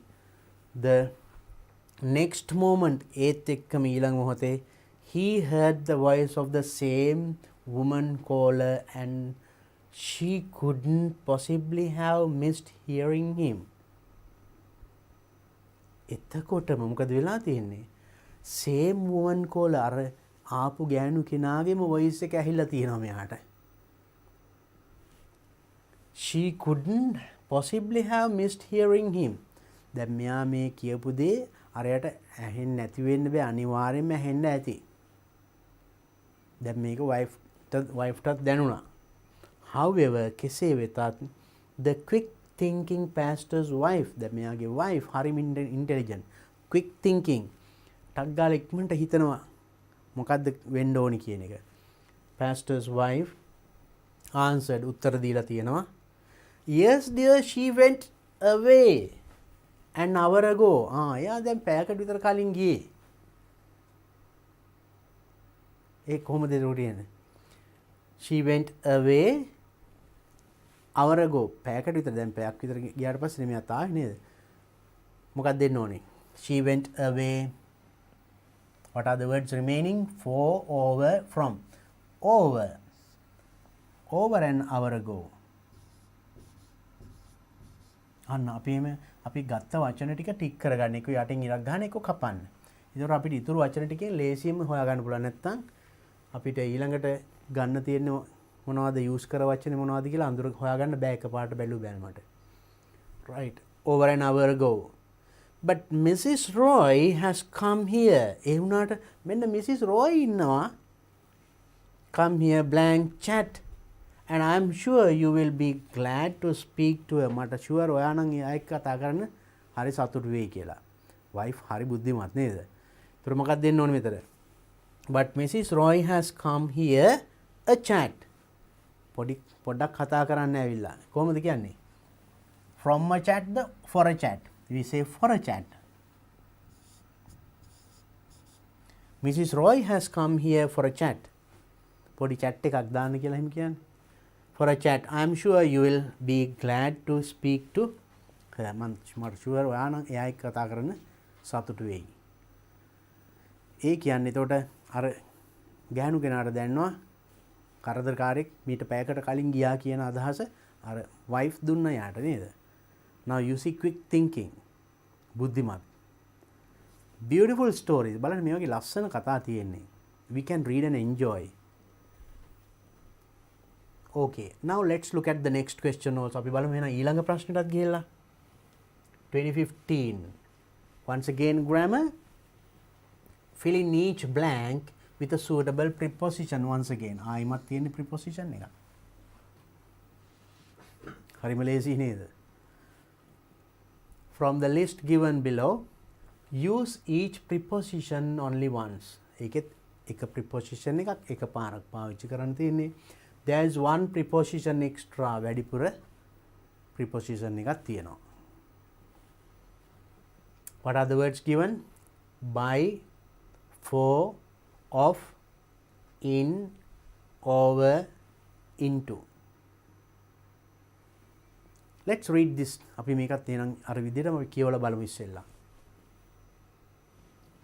An aspiring politician had a speech written out blank him by a friend who included instructions blank the manuscript for the speaker. The would-be politician duly delivered the speech and a loud applause was given to a statement he read out. Then he turned blank a page and immediately shocked the audience blank, adding, "Here pause and take a sip blank water." That's also a funny story. පුංචි හාස්‍ය උපදවන hina යන පුංචි සිදුවීමක් තියෙන මෙතන. Let's read it and see. අපි බලමු එහෙනම් ඒකේ උත්තරේ we'll see the meaning and how to find the answer. An aspiring politician had a speech written out blank him by a friend who included instructions blank the manuscript for the speaker. Now you think of the meaning of that. ඒ වාක්‍යයේ තේරුම දැන් හිතන්න බලන්න. මොකක්ද ඒ කියන්නේ? යම් එක දේශපාලනඥයෙකුට written speech එකක් ඒගොල්ලන් කතාවක් ලියලා දීලා තියෙනවා. දැන් ආරම්භයේදී සමහරට එහෙම තව කෙනෙක් ලව ලියලා ඒක දිහා බලාගෙන එහෙම කියලානේ කතා කරලා පුරුදු වෙන්නේ. ඊට පස්සේනේ ඔය ඇවිල්ලා කියන්නේ ඔක්කොම නේද? එහෙම කෙනෙක්. ඒකට ඒක aspiring politician කියන එක අලුතෙන් නැගියන අලුත් කෙනෙක්. දේශපාලනඥයෙක් වෙන්න උත්සාහ දරන කෙනෙක්.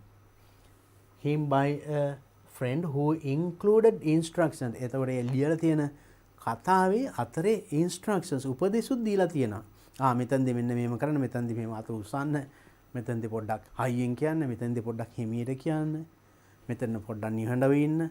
ඒ වගේ ඒ අදාළ instructions ටිකක් ඒ කතාව අතරෙම දීලා තියෙනවා. ලියලා දීලා තියෙනවා එතන. The manuscript, that is the manuscript. ඒක තමයි ඒ කොලේ තමයි plan එක යාගේ කතාව for the speaker. ඒ කතිකයට එතකොට දීලා තියෙනවා. අපි අන්න ඒ තේරුම එනං එන්න මෙතනට අපි දැන් අපි උත්තරේ හොයන්න ඕනේ. මොකක්ද දෙන්න ඕනේ? An aspiring politician had a speech written out. ඔහු සඳහා ඔහුට ලියලා දීලා තියෙන එක. මොකක්ද කියන්නේ? written out by him කියන්නේ නැහැනේ. ඔහු විසින් නෙමෙයි ලියන්නේ. ඔහුටනේ ලියලා දෙන්නේ. written out for him. ඔහුට ලියන ලද. එයාට ලියලා දීපු. by a friend මිතුරෙක් විසින් who included instructions blank the manuscript. ඒතකොට script එකේ උපදේශුත් ලියලා තියෙනවා. මොකක්ද දෙන්න ඕනේ? Instructions by the manuscript කියන්නේ of no in the manuscript. A script එකේ උපදේශ ටිකක් ලියලා තියෙනවා. Then the would-be politician, the would-be politician කෙනෙක් වෙන්න යන මේ පුද්ගලයා එතකොට duly delivered the speech. තර කොලේ බලාගෙන delivered the speech. නියම විදියට speech එක කතාව කරගෙන ගියා. And a loud applause was given to a statement he read out. යා එතකොට බලාගෙන කියපු එක statement එකක් කියපු හැටි a loud applause ලොකු අත්පුඩියක් ගියාලු. Then he returned blank a page and immediately shocked the audience. Then he returned the page. ආපහු පිටුවට ආවා and මොකක්ද දෙනවා? Then he returned a page. පිටුවක් තොර මොකද මේ අප්පුඩියක් ගැහුව එකපාරටම කියලා හිතන්න. It is a surprise. So then මොකක්ද වෙන? Return what? Off a page, over a page or into a page. Returned, better say returned over. Returned over a page and immediately shocked the audience blank adding. පිටුවක් පෙරළුව වෙන audience adding. audience එකේ ප්‍රේක්ෂකයෝ මොකද්ද? Of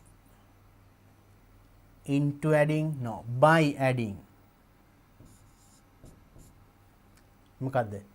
Here pause and take a sip blank of water. Here pause කියන්නේ මෙතන නවත්තන්න. දැන් එළියලා තියෙන එකේ තියෙනවා මෙතන පොඩ්ඩක් නවත්තන්න. ඊට පස්සේ sip a water, වතුර පොඩ්ඩක් බොන්න.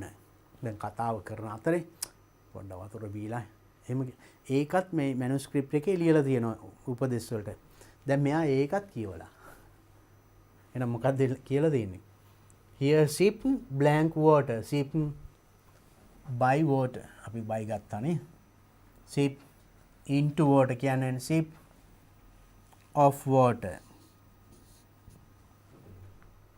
Here pause and sip of water. Now what has he said? මොකද කියලා තියෙන්නේ? එයා අර දීලා තියෙන උපදේශ ටිකත් එක්කම කියවලා. නේද? Now it is very clear. Now it's also funny incident, funny story. විහිළු දැනෙන අවස්ථාවක් නේද? Now in all these stories, all these questions, මේ හැම question එකකම ඉඳන් අපිට ලැබුණේ හරිම hina යන funny incidents ටිකක් නේද? So then while answering you can enjoy also. සතුටු වෙන්නත් පුළුවන් නේද? And also then you understood the questions based on prepositions. Prepositions වල base කරගෙන එන මේ පළවෙනි ප්‍රශ්නේ හරිම ලේසි නේද? එතකොට then we answered 2015, 2015, 15, 16, 17, 18, 19, 20, 21 අපි ප්‍රශ්න ගණනාවක් අවුරුදු කීපයක සාකච්ඡා කරා. පැහැදිලි. එතකොට now we'll do some more in future. අපි කාලේ තිබුණොත් ඉදිරියේ තව මේ වගේ ප්‍රශ්න ටිකක් කරමු. එහෙනම් මේ වගේ practice කරන්න තව ටිකක්. And try to remember those prepositions. Then we will discuss the other questions. The second question මොකක්ද කියන අපි ඊළඟට අපි සාකච්ඡා කරමු. ඊට කලින් අපි එනම් පුංචි break එකකට ගිහිල්ලා යන්න නේද? දැන් ගොඩක් වැඩ කරානේ මගේ දූලා පුතාලා නේද? එහෙනම් we'll have a short break and discuss the rest of this after that.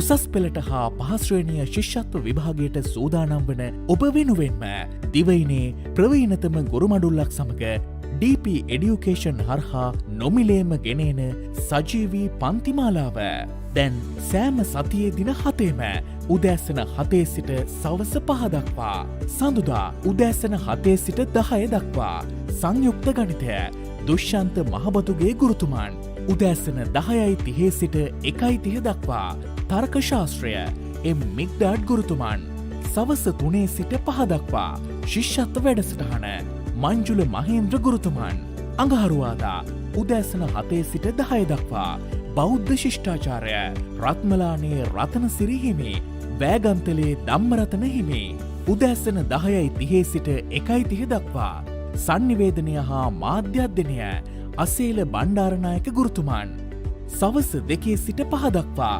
ව්‍යාපාරධ්‍යනය Supun විධානගමගේ ගුරුතුමන් බදාදා උදෑසන 7 සිට 10 දක්වා ගිනුම් කරණය සේනක විල්ලද්දර ගමගේ ගුරුතුමන් උදෑසන 10:30 සිට 1:30 දක්වා සිංහල ශානික කිරින්දෙනිය ගුරුතුමන් සවස 2 සිට 5 දක්වා තාක්ෂණ වේදය සඳහා විද්‍යාව ප්‍රදීප් එස් දිසානායක ගුරුතුමන් බ්‍රහස්පතින්දා උදෑසන 7 සිට 10 දක්වා ඉතිහාසය බිනර දිසානායක ගුරුතුමන් උදෑසන 10:30 සිට 1:30 දක්වා කෘෂිකර්ම විද්‍යාව සුදත් වික්‍රමරත්න ගුරුතුමන් සවස 2 සිට 5 දක්වා ජෛව පද්ධති තාක්ෂණ වේදය ශ්‍රීමාල් හෙට්ටිආරච්චි ගුරුතුමන් සිකුරාදා උදෑසන 7 සිට 10 දක්වා දේශපාලන විද්‍යාව නිරෝෂන් දැඩිගමුව ගුරුතුමන්. උදෑසන 10:30 සිට 1:30 දක්වා භූගෝල විද්‍යාව සම්පත් අල්දිනිය ගුරුතුමන්. සවස 2 සිට 5 දක්වා ඉංජිනේරු තාක්ෂණ වේදය මහිමාල් ජයකොඩි ගුරුතුමන්. සෙනසුරාදා උදෑසන 7 සිට 10 දක්වා තොරතුරු හා සංනිවේදන තාක්ෂණය නීල් ප්‍රසන්න ගුරුතුමන්. උදෑසන 10:30 සිට 1:30 දක්වා භෞතික විද්‍යාව සී අතුකෝරල ගුරුතුමන්. සවස 2 සිට 5 දක්වා ආර්ථික විද්‍යාව තිවංක ගොඩවෙලගේ ගුරුතුමන්. ඉරිදා උදෑසන 7 සිට 10 දක්වා රසායන විද්‍යාව ශ්‍රීනාත් වික්‍රමසිංහ ගුරුතුමන්. උදෑසන 10:30 සිට 1:30 දක්වා සාමාන්‍ය ඉංග්‍රීසි ඒ ජයවර්ධන ගුරුතුමන්. සවස 2 සිට 5 දක්වා ජීව විද්‍යාව සුනන්ද කරුණාරත්න ගුරුතුමන්. උසස් පෙළ හා ශිෂ්‍යත්ව විභාගයේ ජයගන්න YouTube ලයිව් තාක්ෂණය ඔස්සේ අදම DP Education YouTube නාලිකාවට පිවිසෙන්න. Play Store, App Store හා Huawei App Gallery හරහා DP Education app එක ඩවුන්ලෝඩ් කරගන්න. ඒ වගේම Telegram app එක හරහා ඉගෙන ගන්න කැමති නම් අදම DP Education නිල Telegram group එකට නොමිලේ සම්බන්ධ වන්න. සරසවි සිහිනය වෙනුවෙන් වෙහෙසෙන මතු දිනක රට දිනවන බුද්ධි බලකාය වෙනුවෙන්ම ලංකාවේ ලොකුම ඔන්ලයින් පාසලෙන් ලංකාවේ ප්‍රවීණතම ගුරුවරුන් සමග අපොස උසස් පෙළ පාඩම්.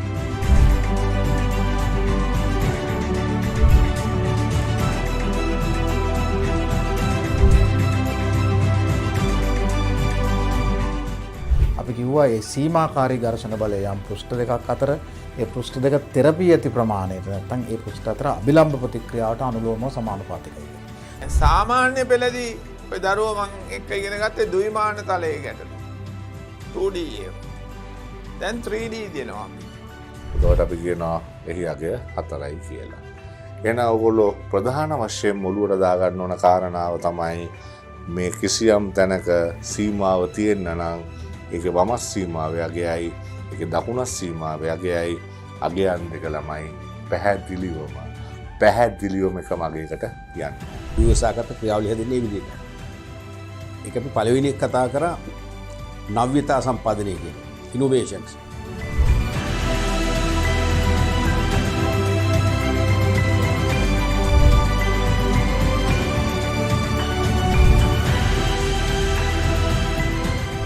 මේවට ගැහැණු පිරිමි භේදයක් නැහැ. ලොකු කුඩා භේදයක් නැහැ. වයස බලපාන්නේ නැහැ. දැන් ඔය ඉටිපන්දම ගාව තියෙන වාතාංශු තියෙනවද? ඕවා රත් වෙනවා. රත් වුණා මතක තියාගන්න ඝනත්වය අඩු වෙනවා වාතාංශු වල. පෘථිවියෙන් 10න් පංගු 7ක් විතරම දරුවනේ ඔයගොල්ලෝ දන්නවා මේ සාගර වලින් ජලයෙන් වැහිලා තියෙන. ප්‍රධාන වශයෙන්ම සාගර හා මුහුදු වල තියෙනවා දරුවනේ ජලය. යකඩවල විචල්්‍ය සන්නජතා ගැන හිතුවත් ෆෙරස් ෆෙරි. වංගුවක යනකොට වංගුව ඇතුල් පැත්ත පාතයි වංගුවේ පිට පැත්ත උසයි. So before this I have discussed many papers. දැන් අපි කලින් කතා කරා දත්ත ජීවන චක්‍රයේ අවධි 3ක් ගැන. රේඛීය ප්‍රසාරණතාවය සහ රේඛීය ප්‍රසාරණය කියන කොටසෙන් පස්සේ ශේෂ්ත්‍ර බල ප්‍රසාරණය. ஏன் அந்த 30 ஜூல் இழக்கப்பட்டது, எங்கே அந்த 30 ஜூல் போனது, அழுத்த சக்தி அதிகரிச்சதோ இல்லை, கிடையாதான் போய் மொத்தினவன். තොර නායකත්වයන්ගේ මුදල් ලැබුණාම සිද්ධ වෙන බලපෑම් දෙක මොකක්ද? මුදල් කියන වත්කම වැඩි වෙනවා. ඒ වගේම නායකත්ව කියන වත්කම අඩු වෙනවා.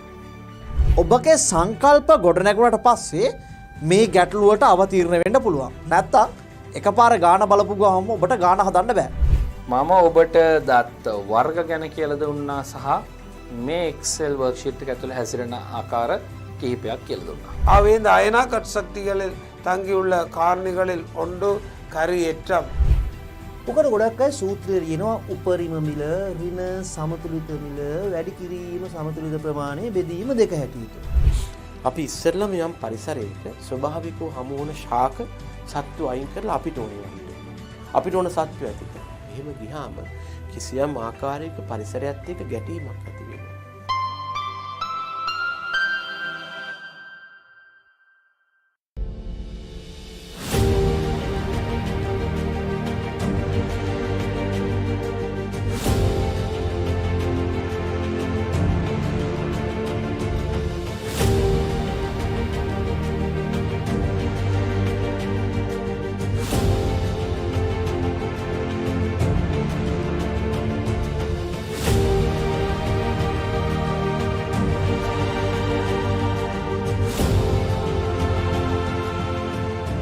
We can observe the lycopodium powder through the eyepiece and adjust the focus. You can see the crosswire. වර්තමාංකයේ සෙවීමට භාවිතා කරන වීදුරු කුට්ටිය තියෙනවා. මොන වගේ ප්‍රතිබිම්බයක්ද පේන්නේ කියලා. දැන් ගොඩක් දුරට සමපාත වෙලා තියෙන්නේ.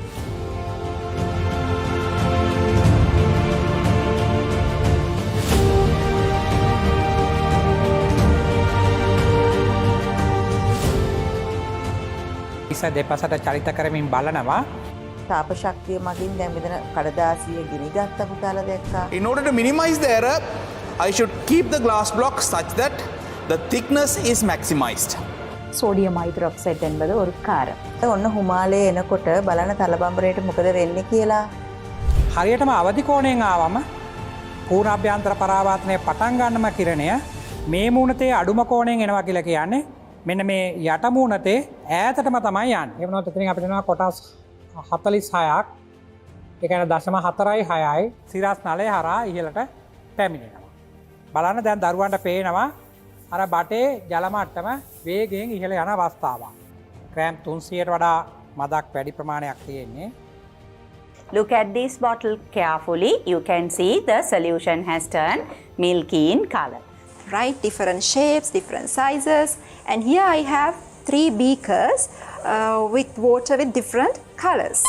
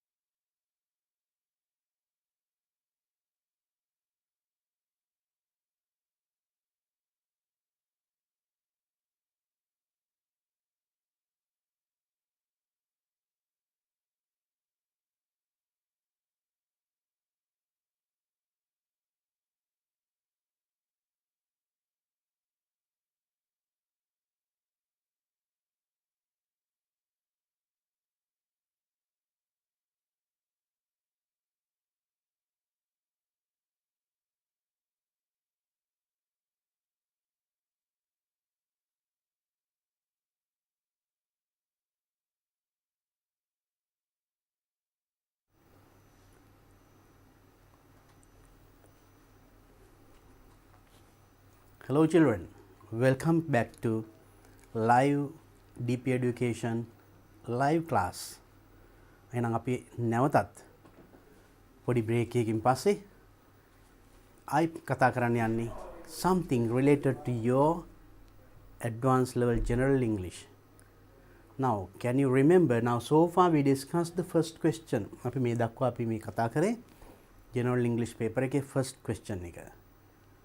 So I explained everything and I did the lesson related to it. ඒ පළවෙනි ප්‍රශ්නයට අදාළ පාඩමත් preposition ගැන පුළුල් අවබෝධයක් දුන්නා. So make sure that you practice this a lot. මේක ගොඩක් practice කරන්න. එතකොට මේ ප්‍රශ්නයට සාර්ථක මුහුණ දෙන්න පුළුවන්. Now let's move on to the next question. අපි මුලදීම on the very first day පළවෙනි දවසේම අපි ප්‍රශ්නින් what is the first question, what is the second one, what is the third one එහෙම බලාගෙන ගියානේ. So එහෙම අපි study කරලා තමයි මේ අපි පළවෙනි ප්‍රශ්නෙට ආවේ. Now let's have a look at the second question. අපි දැන් එහෙනම් බලමු දෙවෙනි ප්‍රශ්නය. That is also grammar and vocabulary. Question 2. That is the second question of the first paper. පළවෙනි paper එකේ දෙවෙනි part A එකේ දෙවෙනි ප්‍රශ්නය. මොකක්ද බලමු. Fill in each blank with the correct form of the verb. With the correct form of the verb. ක්‍රියාපදයේ නිවැරදි ස්වරූපය තෝරලා. Given within brackets. බලන්න within brackets. වරන් ASCII දීලා තියෙන verb එකක් ඒකේ නිවැරදි ස්වරූපය දාලා හිස්තැන් පුරවන්න කියන්නේ. Given within brackets. Right? Then the question. In this question, there is something that is very important that you should know. But දැනගත යුතු කරුණු ගොඩක් මේකේ තියෙනවා. Now first one, prepositions.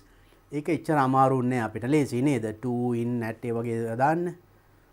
Right? In this one, a little bit challenging, but if you read it carefully, පොඩ්ඩක් challenging වුණාට ප්‍රවේශමින් කියවුවොත් ලේසියෙම උත්තරේ හොයාගන්න පුළුවන්. So here also, as I told you earlier, read the text with the blanks first. ඉස්සෙල්ලම හිස්තැන් සමග text එක කියවන්න. Right? When you read like that, you can get an idea what is it about. Is it a story? Is it a description? Or whatever it is. ඒකෙන් කියවෙන්නේ මොකක්ද, කතාවක්ද, මොකක් හරි විස්තරයක්ද, ඒ අදහසක් අපිට we can get a rough idea about it. මේකෙන් මෙන්න මේ වගේ දෙයක් තමයි කියවෙන්නේ. And also we can decide the tense, whether it is in present tense or past tense or future tense or mixture of it. නේද? ඒ ඡේදේ මොන tense එකකින්ද, අතීත කාලයේ සිදුවීමක් ගැනද, වර්තමානයේද, අනාගතයේ වෙන්න යන දෙයක් ගැනද, ඒ කාලය අපිට අඳුරගත්තා. Because we have to use the correct form of the verb. verb එකේ නිවැරදි ස්වරූපයෙන් දාන්න කියන්නේ. Sorry. So then the verb is the place that decides the tense of a sentence. Sentence එක tense එක decide කරන්නේ. ඒක present the past the future ද කියලා අපිට කියන්න පුළුවන් verb එක බලලා. එහෙනම් that is very very important to us, right? Then we should have the knowledge about the verbs. And also we should have knowledge about the tenses. I will discuss all these things. මම මේ ඔක්කොම කතා කරන්නම්. Right. So then ඉස්සෙල්ලා අපි ප්‍රශ්නයක් කියවලා බලමු. Then only we can understand what sort of a knowledge do we need to answer this question. මේ ප්‍රශ්නෙට අපි උත්තර දෙන්න මොන වගේ දැනුමක්ද අපි ගාව තියෙන්න ඕනේ කියලා අපිට අදහසක් ගන්න පුළුවන්. Right. Then let's read the text first with the blanks. හිස්තැන් සමග අපි එහෙනම් ටෙක්ස්ට් එක එකපාරක් කියවමු. Kenyan runner Abel Mutai was only a few meters from the finish line, but got confused with the sign and stopped, thinking he blank finish the race. Spanish runner Ivan Fernandez was right behind him and realizing what was going on, started blank shout to the Kenyan to keep running. Abel did not know Spanish and did not understand. Can understand? තේරුණා නේද මොකක්ද මේ කියන්නේ? So if you get at the mean තේරුම් ගත්තොතින් අපිට උත්තරේ හොයාගන්න ලේසි. මොනවාද? I'll just give you a rough idea. A Kenyan runner කෙනෙක් මේ යාගේ නම Abel Mutai was only few meters from the finish line. Finish line එක ඉඳන් මීටර කීපයයි. දැන් තරඟය අවසන් කරන්න ඔන්න මෙන්න වගේ. Finish line. But got confused with the signs and stopped. Got confused. එතකොට ඒ ට්‍රැක් එකේ මේ දීලා තියෙන signs එක සලකුණු ඒ ඉරි මේ finish line එකද මොකක්ද කියන එක යාට got confused. හරියට තේරුම් ගන්න බැරි වුණා. ඉතින් මෙයා stopped නැවැත්තුවා දුවන එක නැවැත්තුවා. මුල් ඉස්සෙල්ලාම ඇවිල්ලා පළවෙනියටම ඇවිල්ලත් එයා හිතුවේ දැන් තරඟය ඉවරයි කියලා he stopped. Thinking he blank finish the race. එයා තරඟය අවසන් කරා කියලා හිතාගෙන ඔන්න දුවන එක නැවැත්තුවා. නැවැත්තුවට එක පාට නවතින්නේ නැහැනේ. පොඩ්ඩක් එහෙම යන්නේනෝනේ. So then Spanish runner Ivan Ferner එතකොට Ivan කියන්නේ Spanish runner කෙනෙක් ඊළඟට ඇවිල්ලා තියෙන්නේ was right behind him. එයා ළඟම පිටිපස්සේ. And realizing means understanding. එයා තේරුම් ගත්ත එයාට ඉස්සරහින් ගියේ මේ පළවෙනියට මොකද උනේ කියලා. What was going on? Started blank shout to the Kenyan to keep running. එයා කෑ ගහන්න පටන් ගත්තා shout. Keep running දුවන්න කියලා. Abel did not know Spanish. ඒ වුණාට මෙයා Spanish ඒ භාෂාව දන්නේ නැහැ and did not understand. එයා තේරුණෙත් නැහැ I think. Because if you don't know a language you can't understand it. It's a wonderful incident. දැන් බලන්න මේ then you can understand the situation. අවස්ථාව තේරුණා. එහෙනම් මොන කාලයේද මොනවද මෙතන කියවෙන්නේ? Then you can now think of the correct form of the verb. මේ ක්‍රියාපදයේ කොහොමද එන්න ඕනි කියලා දැන් අපිට හිතා ගන්න පුළුවන්. Because we understood that what is going on here. අපි ඊටු ටිකක් කියවලා අපි බලමු ඊළඟට උත්තර හොයලා. Realizing what was going on. දැන් මෙයා දුවන්න කියලා කෑ ගැහුවට එයා ඒත් දුවන්නේ නැහැ. එයාට මොකද දුවන්න තේරුන්නේ නැහැ නේ කියපු දේ. Spanish language එක එයා දන්නේ නැහැ. Realizing what was going on. මොකද්ද මේ වෙන්නේ? එයාට තේරුන්නේ නැති බව එයා දැනගෙන Ivan blank push Abel to victory. මෙයා අනිත් දෙවනියට ආපු කෙනා තල්ලු කරා to victory. එයාව Abelව ජයග්‍රහණය දක්වා තල්ලු කරා. මෙයා පැනලා එයා පහු කරගෙන ගිහිල්ලා පළවෙනිය ගත්තේ නෑ. බලන්න හොඳ quality එකක් නේද? A reporter asked Ivan, why did you do that? The reporter කෙනෙක් අහලා තිනවා. Why did you do that? ඇයි ඔයා එහෙම කරේ? Then Ivan replied, my dream blank be that one day we can have some sort of community life where we push ourselves and also others blank win. එතකොට මෙයාගේ my dream මගේ සිහිනය එයාගේ සිහිනය මේ තරගෙන් එහෙම දිනන එක නෙමෙයි. My dream blank that one day දවසක අනාගතයේ යම් දවසක we can have some sort of community life where we push ourselves and also others. Community එකක් සමාජයක් අපි අපිව තල්ලු කරනවා වගේම අනිත් අයත් ඉදිරියට තල්ලු කරන ඉදිරියට ගෙන යන. එතකොට ඒ අවස්ථාවේ now he easily could win the race passing that person. එයා පහු කරගෙන ලේසියෙන්ම දිනන්න තිබුණේ. එයා එහෙම කරේ නෑ. එයාව තල්ලු කරලා ජයග්‍රහණයට. මොකද එයා තමයි එයාට ඒක deserve. පළවෙනියට ආව පුද්ගලයා. එයා එතන නැවතුනේ confused. අර signs තියෙන සලකුණු ගැන confused වෙලා. couldn't understand. බලන්න ඒක ක්ෂණිකෙන් මෙයා තේරුම් අරගෙනත් එයාව ජයග්‍රහණයට තල්ලු කරා. So wonderful quality. Then now you understood. Now there's some more. ඉතුරු ටිකක් තියෙනවා අපි එකත් බලමු. The reporter insisted and asked again. එතකොට reporter නැවතත් අහලා තියෙනවා.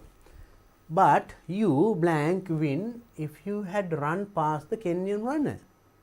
නමුත් ඔයාට දිනන්න තිබුණානේ if you had run past. එයා පහු කරගෙන දිව්වනම් Kenyan runner පහු කරගෙන දිව්වනම් ඔයාට දිනන්න තිබුණානේ. තරගෙන් පළවෙනිය ගන්න තිබුණානේ. Then Ivan looked at him and replied. එයා දිහා බලලා replied පිළිතුරු දුන්නා. But what would be the merit of my victory? My victory කියන ජයග්‍රහණය. මගේ ජයග්‍රහණයේ merit එක මොකක්ද මම එහෙම කරා නම්? එතන මම ඇත්තටම ජයග්‍රාහකයෙක් නෙමෙයිනේ.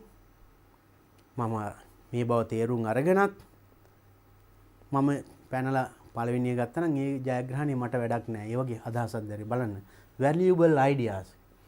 What would be the honor of the medal? Medal එකේ තියෙන honor එක ගෞරවය මොකක්ද? එහෙම පැනලා මං ගත්තා නම් ඒ medal එකටත් ගෞරවයක් නෑ. ඒකටත් අගෞරවයක් කියන්නේ. බලන්න යාගේ අදහස්. What would be my mother think of it? එතකොට මගේ අම්මා මා ගැන මොන විදියට හිතයිද? බලන්න මෙයා කොච්චර as a human how advanced he is. පුද්ගලෙක් වචන කොච්චර උසස්ද බලන්න සිතිවිලි. මෙඩල් එකේ ගෞරවය මගේ ඒ වගේම මගේ අම්මා මේ ක්‍රියාව ගැන මොනවා හිතයිද මං එහෙම කරා නම්. Generally values blank preserve and passed from generation to generation. මේ වගේ values pass from generation to generation. එක් පරම්පරාවකින් තව පරම්පරාවක් මේගේ හොඳ ගති තුනේ pass කරන්න ඕනේ. නරක වංචාව කුහකකම not those things. Right. What values do we teach our children? අපි එහෙම කරා නම් what values do we teach our children? අපේ ළමයින්ට අපි දෙන ආදර්ශය මොකද්ද? ළමයි ඒකට බලා ඉඳලා එයාලා තේරුම් ගන්නවා ඒ වගේ අවස්ථාවක කෙනෙක් කන්ෆියුස් වෙච්ච අසරණ වෙච්ච අමාරු වැටුණු අවස්ථාවක උදව් කරන්නේ නැතු ඒ තුලින් තමන් අවස්ථාවක් ගන්නවා. So ඒ වගේ example එකක් if we show to our children අපේ දරුවන්ට ඒව පෙන්වුවොත් what will happen? See the good thinking, right? And how much do you inspire others to earn them? ඒ වගේ දේවල් අනිත් අයටත් මේ වගේ කරන්න කොච්චර කියවෙනවද ඒ තුලින්? Most of us take advantage of people's weakness. Most of us අපි ගොඩක් අය ඉන්නේ get the advantage of people's weakness. තව පුද්ගලයෙක්ගේ දුර්වලකමක් බලලා ඒකෙන් වාසියක් ලබා ගන්න තමයි අපේ අය ගොඩක් ඉන්නේ. Rather than blank help them. ඔවුන්ට උදව් කරනවට වඩා. කෙනෙකුගේ දුර්වලතාවය බලලා උදව් කරන්නේ ඒකෙන් Tamanට වාසියක් ගන්න තමයි උත්සාහ කරන්නේ. It's a beautiful paragraph. Now you understood the paragraph. දැන් එහෙනම් තේරුණා ඡේදය. එහෙනම් අපි බලමු දැන් how to get the correct form of the verb. එහෙනම් මේ වරහන් ASCII දීලා තියෙන වචනේ හිස් තැනට කොහොමද ගැලපෙන්න දාගන්නේ කියලා. Now it is an incident took place in the past. අතීතයේ වෙච්ච සිදුවීමක් ගැන එතකොට කියවෙන්නේ. There we understood past tense. දැන් tense එක අපිට හිතා ගන්න පුළුවන්. So ඒක පුළුවන් වුණේ because we read the text. අපි text එක කියුවා. And then you have to pay attention to these things. මේ බලන්න inverted commas. There are certain things written in inverted commas. Inverted commas ASCII තියෙන සමහර ඒවා. Maybe though the text is in past tense, the part that you read within inverted commas can be in another tense. It can be in future tense or present tense or any other. Right? එහෙම වෙන්න පුළුවන්. So then you have to be very ඒක මොකද that is the part that is called direct speech. Original speaker's word. ඒ වෙලාවේ මේ මොහොතේ ඒ පුද්ගලයා කියපු වචනේ ඒ විදිහටම දාලා තියෙනවා. That's why within inverted commas. So when you read, you have to pay attention to punctuation marks also. That will help you to understand the text and get the right word for the blank. හිස් තැනට නිවැරදි වචනය තෝරගන්න අන්නේ දැනුම අනිවාර්යෙන් අවශ්‍ය වෙනවා. Then a question like this. මේ වගේ ප්‍රශ්නයක් එහෙනම් උත්තර දෙනකොට අපි සැලකිය යුතු දේවල් ගොඩක් තියෙනවා නේද? Now එහෙනම් අපි බලමු ඒ ආශ්‍රයෙන් අපි බලමු try to find the answers for these things. මේ ටික උත්තර හොයන්න බලමු. Kenyan runner Abel Mutai was only few meters from the finish line. දැන් අපිට මෙතනින් තේරෙනවා was only past tense කියලා නේද? was past tense. මීටර් කීපයක් ආසන්නෙම හිටියා but got confused again past tense. confused වුණා. පොඩ්ඩක් හරියට තේරුම් ගන්න බැරි වුණා. with the signs and stop. තිබිච්ච සලකුණනේ තේරුම් ගන්න බැරි වුණා and stopped. නැවතුවා thinking he finished the race. එයා රේස් එක අවසන් කරලා කියලා හිතලා නැවතුණා. අන්නේ අදහස එන්න එතකොට මේ ෆිනිෂ් එක ගන්න ඕනි. කොහොමද ගන්න ඕනි? එයා තරගය අවසන් කරලා තිබුණා කියලා හිතලා නැවතුණා. අන්නේ කොහොමද how do you write? thinking he finished the race කියන්න පුළුවන්. නමුත් now this is an incident in the past. අතීතයේ යම් සිදුවීමක්. මේක උනේ එතකොට ඒ certain point in the past just before that. මේ සිදුවීම වුණා රේස් එක ඒ මොහොතේ. now this should be in past perfect. thinking he had finished.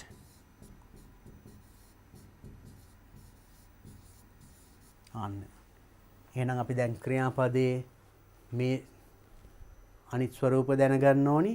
මේක ෆිනිෂ් එකට ed එකතු වුණා. ඒ එකම tenses knowledge එක වුණොයි. එහෙනම් මම මේ දෙකම කතා කරනවා අනාගතයේ ඊළඟට right. verb forms සහ tenses I will do in a separate lesson. thinking he had finished. එයා finish කරලා තිබුණා කියලා හිතලා එයා නැවතුණා. think of the context, then you can get the right answer. thinking he had finished. Spanish runner Ivan Fernandez was right behind him. right behind ළඟම පිටිපස්සෙන් හිටියේ. and realizing what was going on, past continuous, realizing, understanding what was going, මොකද්ද මේ සිදුවීමින් කියලා. still past incident. තාම මේ අතීතයේ සිදුවීමින් තිබුණු දෙයක් මේකයි. මොකද්ද මේ වෙමින් තියෙන්නේ කියලා එයා still realizing තේරුම් අරගෙන started to the Kenyan to keep running. started shout. ඒ කියන්නේ කෑ ගහන්න පටන් ගත්තා.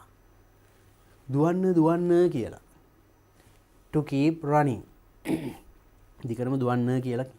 ඒතකොට අන්නේ අදහසයි නම් මෙතන ගන්න ඕනේ. started shouting.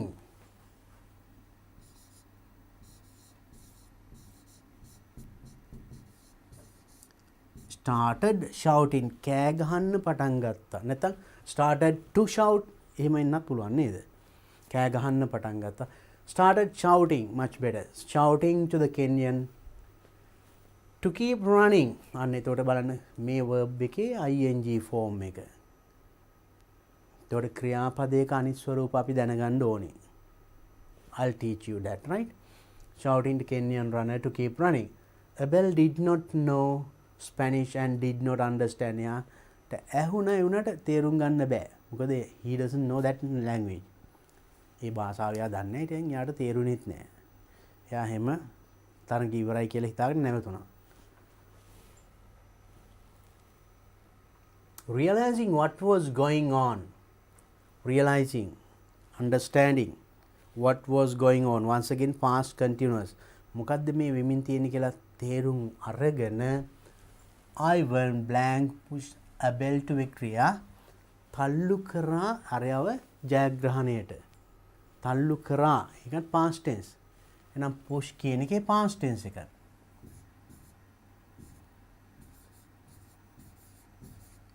pushed. තල්ලු කරා. pushed to victory ජයග්‍රහණයට. මීටර කීපයක් නේ. ජයග්‍රහණය කියලා එයාටම දිනන දුන්නා. A reporter asked Ivan. එතකොට a reporter asked Ivan, why did you do that? ඇයි ඔයා එහෙම කරේ? Ivan replied, my dream අන්න මේක within inverted commas ඇයි ඔයා එහෙම කරේ past tense වලින් my dream ඒ ටික ඔක්කොම within inverted commas. එතකොට ඒ අවස්ථාවේ එයා කියපු දේ එහෙනම් එයාගේ සිහිනය එයාගේ සිහිනය. එතකොට එයාගේ සිහිනය කිව්වහම that is ඒක එතකොට අතීත කාලේ නෙමෙයි. යම් කෙනෙකුගේ සිහිනයක් නම් ඒක normal thing. Then you tell in simple present tense. මගේ සිහිනය my dream. එතකොට be කිව්වහම ගන්න පුළුවන් වචන මොකද? So when you get the word be වරහනාසි be තිබුණාම you can get am, is, are and was, were. මේ ඕන වචනයක් ගන්න පුළුවන්. එතකොට මෙතනට ගැලපෙන්නේ මගේ සිහිනය. එතකොට past tense නෙමෙයි ඒ මොහොතේ එයාට තිබුණ සිහිනයක්. ඒක එහෙනම් present tense වලින් කියවෙන්න ඕනේ නේද? මගේ බලාපොරොත්තුව මම බලාපොරොත්තු වුණා කියන්නේ නැහැනේ. past tense නෙවෙයි නම් ඒ වෙලාවේ present. ඒක අපි තේරුම් ගන්නේ within inverted commas, that is direct speech. එයා කියපු වචන ඒ විදිය තමයි quote කරලා තියෙන්නේ. උපුට අරගෙන තියෙන්නේ. Then what should be the answer here? My dream මෙතනින් ගැලපෙන්නේ am ගන්න බෑ. am එන්නේ I සමගනේ. is අන්න present tense singular. ආ ගන්න බෑ plural නේද? මේ දෙක past tense. එහෙනම් this correct answer is my dream is මගේ සිහිනය that one day we can have some sort of community life where we push ourselves and also others අනිත් අයටත් ජයග්‍රහණය කරන්න. කොහොමද ඒ අදහස කියන්නේ? and also others අනිත් අයටත් ජයග්‍රහණය කරන්න. others to win. others to win. and also yes push ourselves අපිම තල්ලු කරගන්නවා ඒ වගේම others to win. but why did you let the Kenyan win? ඇයිවා මේ කෙන්යන් කාරයට දිනන්න දුන්නේ? ඒ අදහස එන. එතකොට එකත් within inverted commas Kenyan win. ඒක ඒ විදිහටම ගන්න පුළුවන්. ඇයි ඔයා එයා කෙන්යන් කෙනාට දිනන්න දුන්නේ? The reporter insisted. දැන් රිපෝටර් නැවතත් බල කරලා අහනවා. ඇයි නම් මෙයාට ඔයා දිනන්න දුන්නේ ඇයි? කෙන්යන් කාර්යයට ඔයාට දිනන්න තිබුණානේ. Then එයා reply කරාලු no I didn't. නෑ මම එහෙම කරේ නෑ. I didn't he to win. The race was his.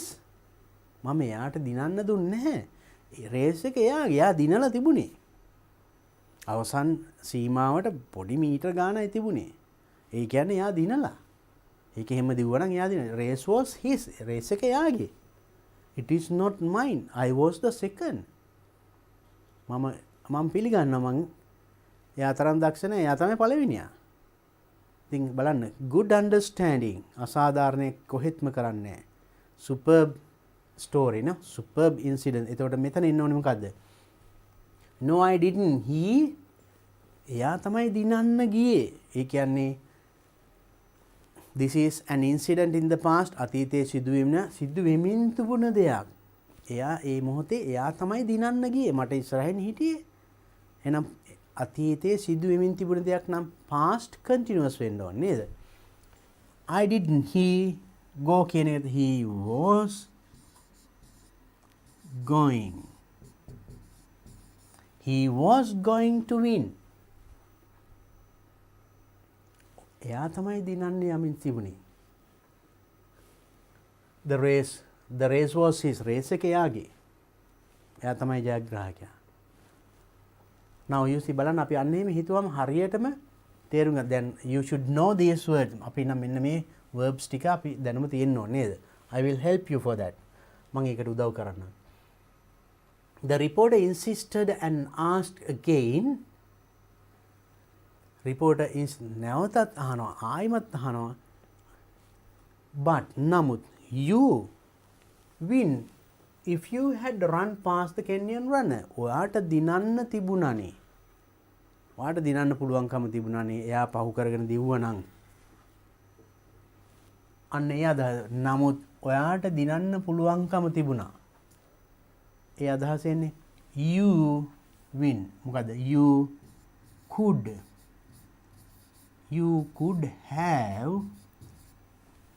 have so now you should know that win කියන එකේ past participle එක win කිය you could have අවට පස්සේ win කියන්න බෑ ඒකේ past participle you could have won if you had run past the Kenyan runner පහු කරගෙන ගියා නම් ඔයාට දිනන්න තිබුණානේ Ivan looked at him and replied, but what would be the merit of my victory? What would be the honor of the medal? What would be my mother think of it? මගේ ජයග්‍රහණය මොකටද මම මෙහෙම දිනලා? Medal එකේ ගෞරවය මොකද්ද? අම්මා මා ගැන මොනව හිතයිද? Generally, values preserve මේ වගේ වටිනාකම් preserve කියන්නේ ආරක්ෂා වෙනවා and pass from generation to generation එක් පරම්පරාවකින් තවත් පරම්පරාවකට pass යන්නේ මේක හොඳ ගතිගුණ කොහොමද ඒක මෙතනට එන්න ඕනේ generally values මේ වටිනාකම් pass වෙනවා ඒක then what is the tense සාමාන්‍යයෙන් හොඳ ගති හොඳ පුරුදු පරම්පරාවෙන් පරම්පරාවට යනවා ඒක normal එතකොට කොහොමද කියන්නේ simple present tense වලින් එතකොට when generally the values are preserved ආරක්ෂා කරන්න ඕනේ are preserved එතකොට ed එන්න ඕනේ past participle එක passive form එකෙන් මේ හොඳ දේවල් ආරක්ෂා කළ යුතුයි from generation to generation and what values do we teach our children and how much do you inspire others to earn them most of us take advantages of people's weakness rather than blank help them උදව් කරන්නේ නැතුව කෙනෙකුගේ weakness දුර්වලතාවයක් බලලා ඒකෙන් ප්‍රයෝජනයක් ගන්න තමයි අපි ගොඩක් වෙලාවට බලන්නේ. එහෙනම් මොකක්ද දෙන්න ඕනේ? rather than උදව් කිරීම helping them.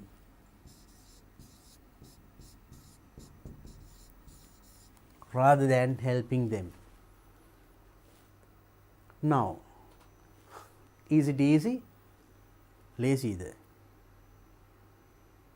Challenging, but if you read carefully, ප්‍රවේශමින් කියවොත් and if you get at the right meaning what is said there මේක කියන්නේ මොකද්ද කියන හරියට අවබෝධ කරගත්තොත් getting the answer for this for the blank is not a difficult thing නිවැරදිව ප්‍රශ්නෙට ඔහිස්තන්ට උත්තරය හොයාගන්න එක අමාරු නෑ then in this case මෙතනදී පැහැදිලි බලන්න අපිට මොනවද දැනුම අවශ්‍ය වෙනවා verbs ගැන දැනුම දැන් අනිවාර්යෙන් අවශ්‍ය වෙනවා verb එකක් ගත්තාම බලන්න ඒකේ ing form තියෙනවා ed නැත්නම් past tense past participle singular form plural form that knowledge is very important and also knowledge about tenses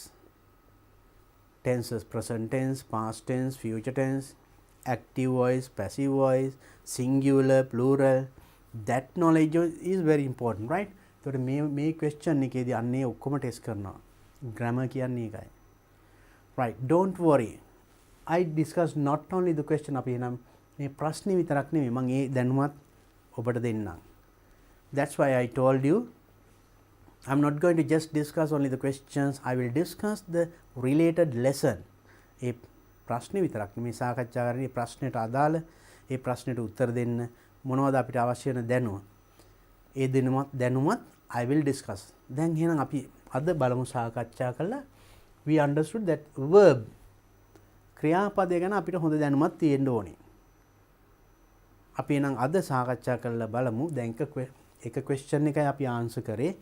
We'll answer some more questions. අපි මේකෙම තව ප්‍රශ්න ටිකක් සාකච්ඡා කරමු. ඊට කලින් එහෙනම් පොඩ්ඩක් verbs ගැන දැනගෙන ඉඳගෙන ඊළඟ ප්‍රශ්න වලට යන්න. ඊට පස්සේ මම ඊළඟට tenses ගැනවත් කතා කරන්නම්. Then you will be okay and you will be confident to answer the question on grammar. Right. Now look at this. About the verbs, right? Now I'm going to discuss about verbs. So when you take verbs, right, Kriyapada. This is the most important part in a sentence because it decides the tense of a sentence. ක්‍රියාපදේ ගොඩක් වැදගත් වාක්‍යයක. මොකද එතනින් තමයි අපිට තීරණය කරන්න පුළුවන් whether the sentence is in present tense or past tense or future tense. වාක්‍ය tense එක කියවෙන්නේ එතනින්. So let's see the verb and some more information about it. එතකොට ක්‍රියාපද verbs ගත්තාම we can divide them into two. What are they? One is called lexical verbs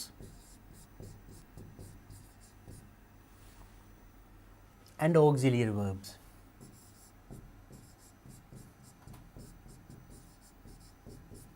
මෙහෙම ලියන්න කියලා විභාගෙට එන්නේ නැහැ. Now I am just making it clear or clearer for you. ඔයාලට වඩාත් පැහැදිලි වෙන්නයි මම මෙහෙම වෙන් කරලම පෙන්නන්නේ.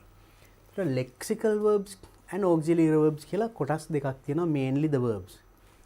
Lexical verbs again we can put into two groups. What are they? Then lexical verb, auxiliaries means helping verbs, in other words. උපකාරක ක්‍රියා කියලා කියනවා. Lexical verbs, there are two called regular and irregular. Regular verbs. Regular verbs තියෙනවා, irregular.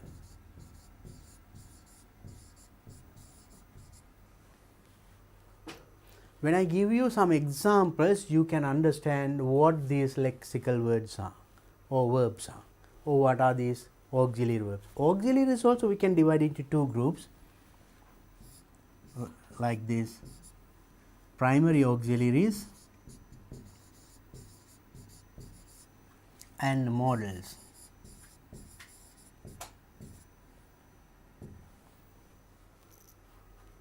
Modal auxiliaries and primary auxiliaries. Right. Now let's see, I'll give you some example. Let's see, eat. Then I'll take it a bit towards this side. We'll talk about auxiliaries later. අපි නම් මේ පැත්ත ඉස්සෙල්ලා කතා කරලා ඊළඟට එහා පැත්තට යන්න.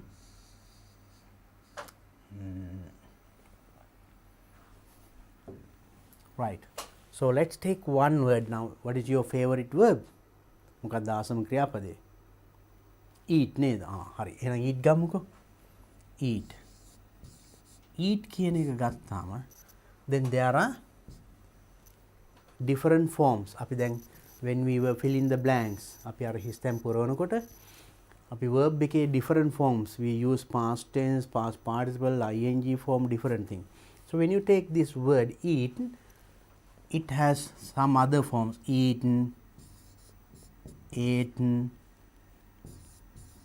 eaten, and eats, and eating.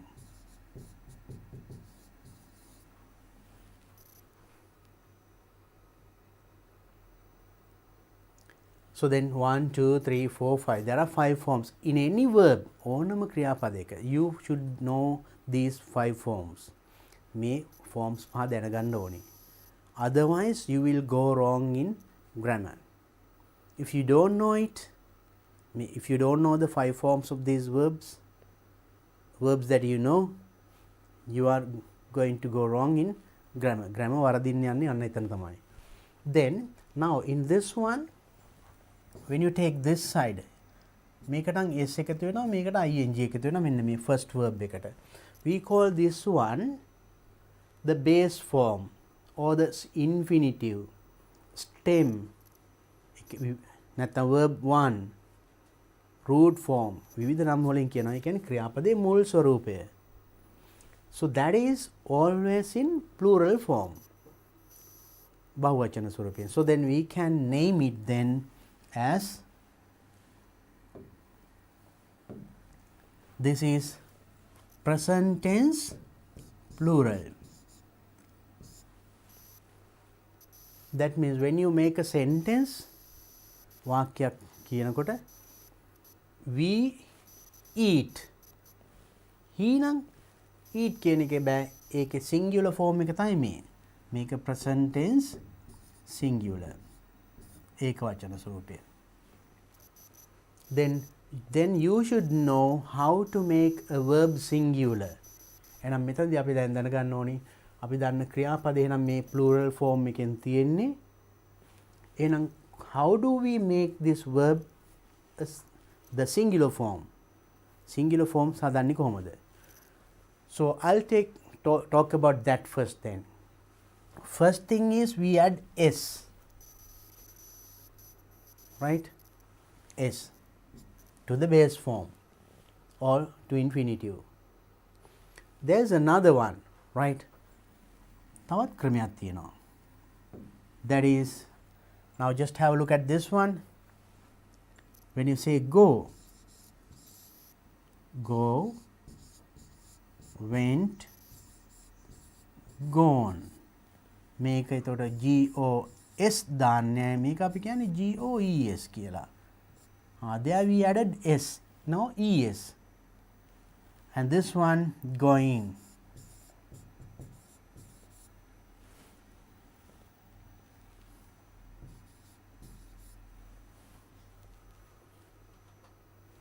Then how do we add ES to a verb?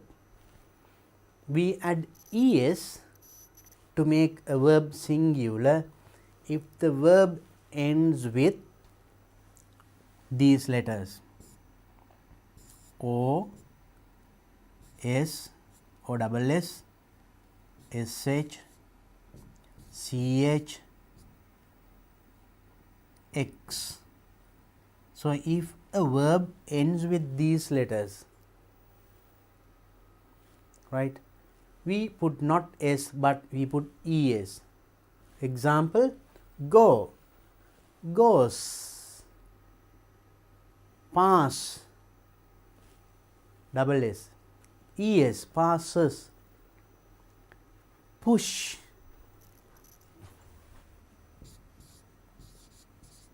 push, SH, then here pushes, ES, catch, CATCH, last letter CH, we put ES, catches, mix, मिश्र करना, MIX, the last letter is X, we do not put S but we put ES, mixes. Right, that is how you make the verb singular. And also there are certain words like this.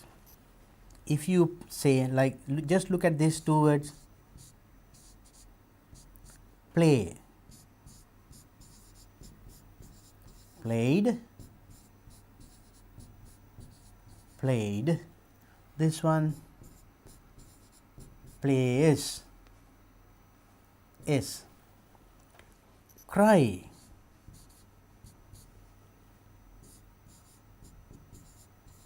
cried,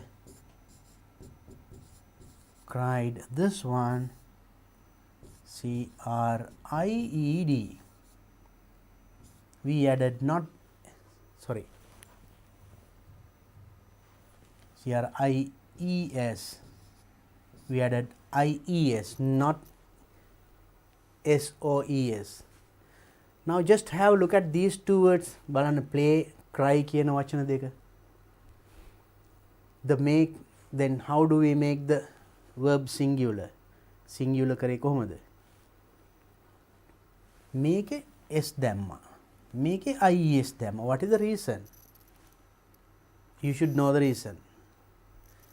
That is, just look at these two words. They are the words ending with the letter y. Y අකුරින් අවසන් වන ක්‍රියාපද. Play, cry. If there is a vowel letter before y, you know vowel letters A, E, I, O, U. If you see a vowel letter before y, y අකුරට කලින් මේ vowel letter එක. If you see a vowel letter, we just follow the basic rule, that is, just put at or add s and make it singular. අපි දැන් සාමාන්‍ය අපි දන්න ක්‍රමයේ s දාලා ඒක singular කරනවා. play, plays. මොකද y අකුරට කලින් vowel අකුරක් තියෙනවා. But in this one, CRY, before the letter y, you don't find a vowel letter, you find a consonant letter. Y අකුරට කලින් තියෙන්නේ R අකුර. R is not a vowel, it is a consonant. If you find such a word, you cut y, or you drop, or you delete y and add IES. ඒ වගේ වචනවල y අයින් කරලා IES එකතු කරනවා to make the verb singular. Right? Basically these things you have to remember. මූලික වශයෙන් මෙන්න මේක ටික මතක තියාගන්න. Now in a verb, now you know to infinitive or the base or the stem එක මූලික ස්වරූපය දන්නවා, and its singular form you know. You know the singular form of the verb and the plural form of the verb. Now it is clear. පැහැදිලි නේද? So that is one very important then that you all should know. අපි දැනගත යුතු දෙයක්. Then so when I wrote like this, මම මෙහෙම ලියනකොට, did you notice here the past tense and past participle? Eat, ate, eaten. This one, go, went, gone. Push, pushed, pushed. Make it ed. Make it play, played, played. ed. Cry, cried, cried. So සමහර වචන තියෙනවා you make, this is called the past tense, right? Then you should know that also. මේ දෙවැනි එකට අපි කියනවා, we call it, this is present tense plural, this is past tense. We call this past participle කියලා කියනවා.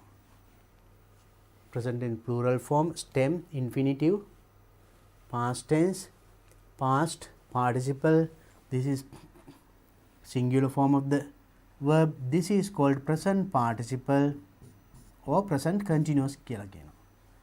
වර්තමාන කාල ඒක ing form එක, continuous form එක, that is adding ing.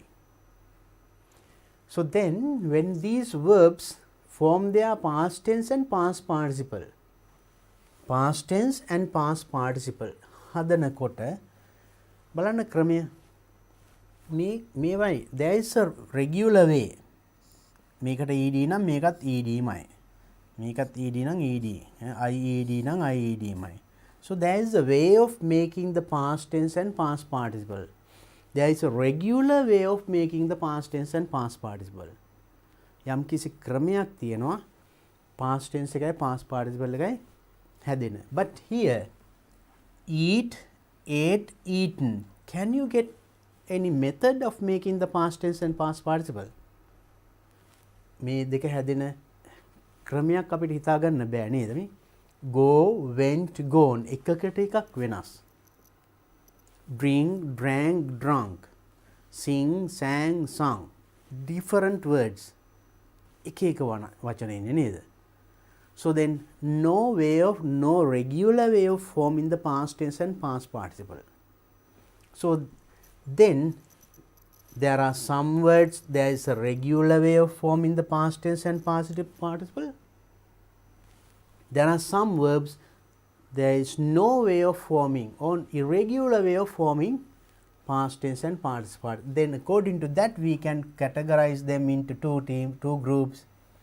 මෙන්න මේ වගේ එක ක්‍රමයකටම හැදෙනවා we call it regular verbs. මේ ed නම් ed මයි ied නම් ied. They are called regular verbs. එතකොට මේ එකකට එකක් eat ate eaten go went gone drink drank drunk ඒ වගේ ඒවට අපි කියනවා irregular verbs. There are certain words සමහර ඒවා තියෙනවා මෙහෙමත් cut cut cut put shut past tense past participle same. Right, in this case now me wage regular verbs of course now you know the way just adding ied make ied දාන්නේ. Now in this one බලන්න play y අකුරට කලින් vowel අකුරක් තියෙනවා. ඒක එතකොට singular කරන්නත් අපි just put s. past tense past participle කිරීමේදී ඒ වගේමයි you just put ed and make the past tense and past participle. If the letter y is there at the end and before y if there is a vowel letter y අකුරට කලින් sorry vowel අකුරක් තියෙනවා. You know vowel letters a e i o u. If there is a vowel letter before y, as we did earlier, just drop or cut or erase the letter y. Y iwat kara add ies ied past tense to make the past tense and past participle. හදන්න ied එකතු කරනවා. Now it is clear. පැහැදිලි නේද? So you should have this knowledge to answer that question because now verb forms. Right, so then it's clear. Then these things of course regular verbs you can easily make the past tense and past participle. There is a regular way or there is a method of forming the past tense and past participle. Right, then if there is no method past tense past participle හැදෙන ක්‍රමයක් නැත්නම් what should you do? Eka irregular. So then these things we have to find and remember. මේ වගේ අපි ක්‍රියාපද හොයාගෙන මතක තියාගන්න වෙනවා ඒක නම්. So I'll tell you one way to get this. මේ දැනුම ලබා ගන්න මම ලේසි ක්‍රමයක් කියන්නම්. You try to collect as many words as possible. මේ වගේ verbs හොයන්න then write their past tense and past participle as well as the singular form and present participle or the ing form, continuous form, and make a long list. How do you do that? You can find when you look at a dictionary, so when you look at the verb they give you its past tense form and past participle form and මේ ඔක්කොම දෙනවා dictionary. You make a long list, දිග list එකක් හදාගන්න and try to read it few days every day in the morning and in the evening. උදේ හවස ටික හයියෙන් ඒ වචන ටික කියන්න. eat ate eaten drink drank drunk sing sang sung ඒ වගේ හයියෙන් කියවන්න. Then there's a certain method of forming these past tense and past participle. මේව හැදෙන යම් කිසි ක්‍රමයක් මේ වාසිය හැංගිලා තියෙනවා. If you read a long list like that few days දවස් කීපයක් මේක හයියෙන් කියවුවොත් ඒ හැංගිලා තියෙන ක්‍රමය ඉබේම ඔයාගේ ඔළුවට එනවා. මෙන්න මේකයි ක්‍රමය කියලා කියන්න ඕනේ නැහැ. Just read and see. Read a long list louder. So then whatever the verb that you get ඔබට ලැබෙන ඕනම ක්‍රියාපදයක් කියවනකොටම past tense past participle මතකයට එනවා. Right? Just try out and see. පොඩ්ඩක් උත්සාහ කරලා බලන්න. ඒ දැනුම ගොඩක් ඕනි වෙනවා එතකොට මේ ප්‍රශ්නෙට උත්තර ලියන්න. Then you know the singular form singular means here SOIES form, and then ing, just putting ing. Then මෙතනත් සමහර වචන තියෙනවා the last letter becomes double. Put, put, put කිව්වම PUTTING. අන්න ඒ වගේ පුංචි වෙනස්කම් වෙනවා. You have to anyway find and remember them. පොඩ්ඩක් ඒවා. So then you know this is past tense, අතීත කාලය, for singular and plural both. verb එකේ නම් present form එකේ නම් singular plural දෙකක් තියෙනවා. past tense එකේ for singular plural both. Now I'll show you it. එකත් පෙන්වන්නම් පැහැදිලි වෙයි එතකොට තවත්. ඒ කියන්නේ මෙහෙම. Right. That is when you say, if you say he කිව්වොත් එහෙම අපි ඒක වචන ගන්නවා. he eats rice. Because this is singular, then we took the singular form. If we say we, then plural, එහෙනම් අපි eats කියන්න බෑ. plural form එක eat. We eat rice. Subject and verb matching. Subject is singular, the verb is singular. Subject plural, verb is plural without s. But if you say he or we, for both past tense, අතීත කාලය එකයි. Sorry. We can say he ate rice, we ate rice, for both singular plural for both. The past tense is the same. past tense එක එකමයි. present tense වල තමයි මේ දෙකක් කියන්නේ. eats, eat, singular plural. Then past participle comes with මෙන්න තුන්වෙනි ස්වරූපේ එන්නේ with the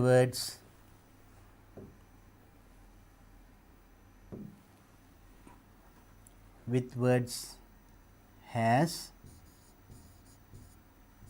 have or had. ඒ දෙකේම අතීත කාලය. මෙන්න මේවත් එක්ක තමයි past participle එක එන්නේ. එහෙම නැත්නම් passive voice වල එනවා. I'll talk about passive voice also in future. දැනට පොඩි නිම idea එකක් තියාගන්න. Then it is all right. I'll talk them in detail. tenses වල කරනකොට මම කියා දෙන්නම්. ඒකට past participle එන්නේ මෙන්න මේවත් එක්ක. has, have, had එක. එහෙම නැත්නම් passive voice.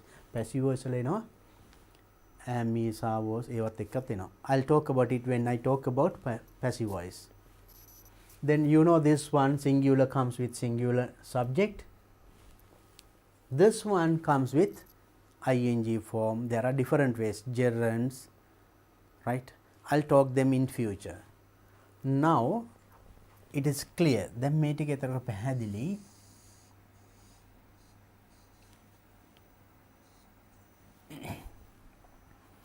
Now it is clear for you all. Lexical verbs. So now, lexical verbs කියන එක. Now when you look at, when I write some verbs here, මේ පැත්තෙන් ඔන්න දැන් auxiliary verbs ගැන කතා කරන්නේ. When I write them, you can see the difference. එතකොට මම මේ ටික ලියනකොට ඔබට තේරෙයි මොකද්ද මේ වෙනස කියලා. Right. I'll write in this way. දැන් මම මේ ටික අයින් කරන්න. So now let's talk about this side. So primary auxiliaries you find like this are be verbs. That means am, is, are. මේ දෙකේම අතීත කාලය was. මේකේ අතීත කාලය were.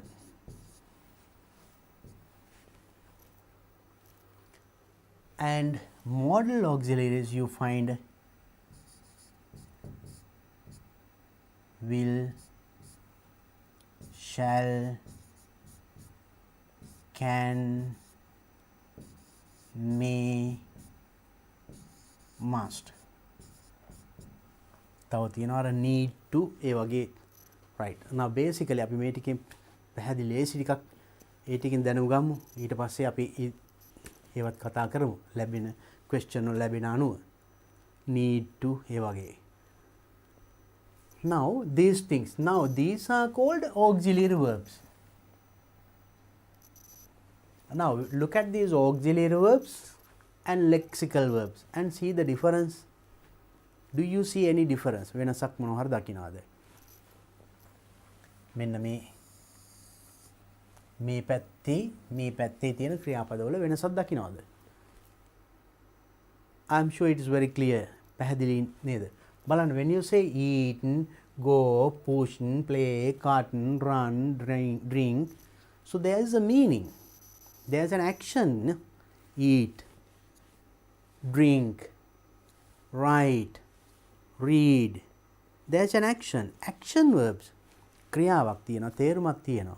But when you say auxiliaries, these are modals. So when you take modals, right, modal auxiliaries also. Now here you should know am is, you know where you use am is. පාවිච්චි කරන්නේ කොහෙද කියලා දන්නව නේද? am with I, is with singular nouns, ඒකවචන. This one with plural. For both past tense is this. Make a past tense එක මේ. So when you take modals,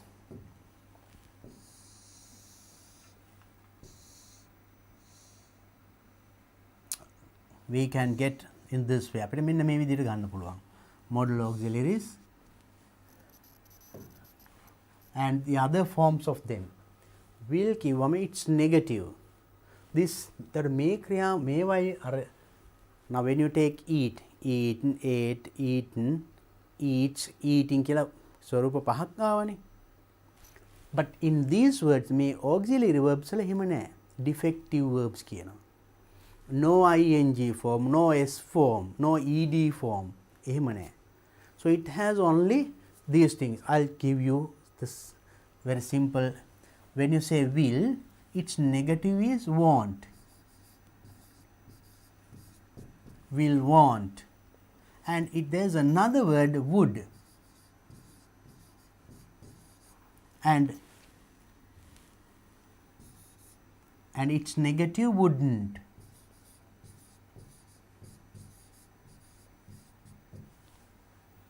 Will want, would, wouldn't. Then in the same way, shall has its negative, shall, shan't. Then should, shouldn't.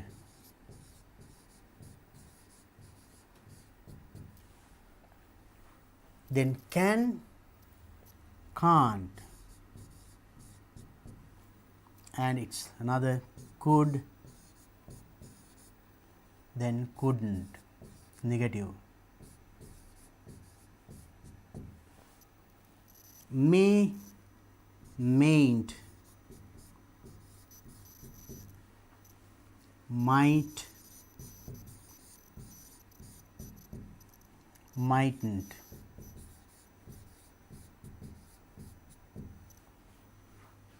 Then when you say must, it's a bit different. Must, mustn't, ought to, oughtn't to.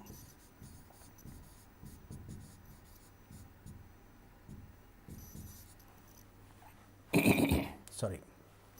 So in this way you can get these modal auxiliaries, modals, right? Modals. Then, so will, its negative is will not, join want, shall, shall not, shan't, can, cannot, can't, may, mayn't, may not, එකතු කරා mayn't, must, must not, mustn't. So these are the negatives of this. And remember, there is another important that you have to remember. If you use these things, මෙන්න මේ modal auxiliaries එක එහා පැත්තේ දෙන ක්‍රියාපදයේ always the stem or the base form. ක්‍රියාපදයේ අර පළවෙනි ස්වරූපේ මේ auxiliary සාවනේ මේ පැත්තේ. Action verbs ඒකේ 5 forms ආදිය when you say eat, eat, ate, eaten, eats, eating කියලා. ඒකේ always you take the very first one. will කිව්වම will went එහෙම කියන්න බෑ. will go, will write, shall go, can write, may come, must write ඒ වගේ. With all these things you use the auxiliary this lexical verb first form or to infinitive. Remember that. So now these are the things that you have actually learned. මේ ඔක්කොම වෙන වෙනම ඔයාලා ඉගෙනගෙන ඇති ඉස්කෝලේ. one period, one grade, one lesson. එහෙම ඉගෙන ගන්න. But I am taking everything as a summary. Now you are in advanced level classes going to sit for advanced level examination. එතකොට මේ සියල්ල මේ ඔක්කොම එක තැනට අරගෙන මම මේ පෙන්නන්නේ.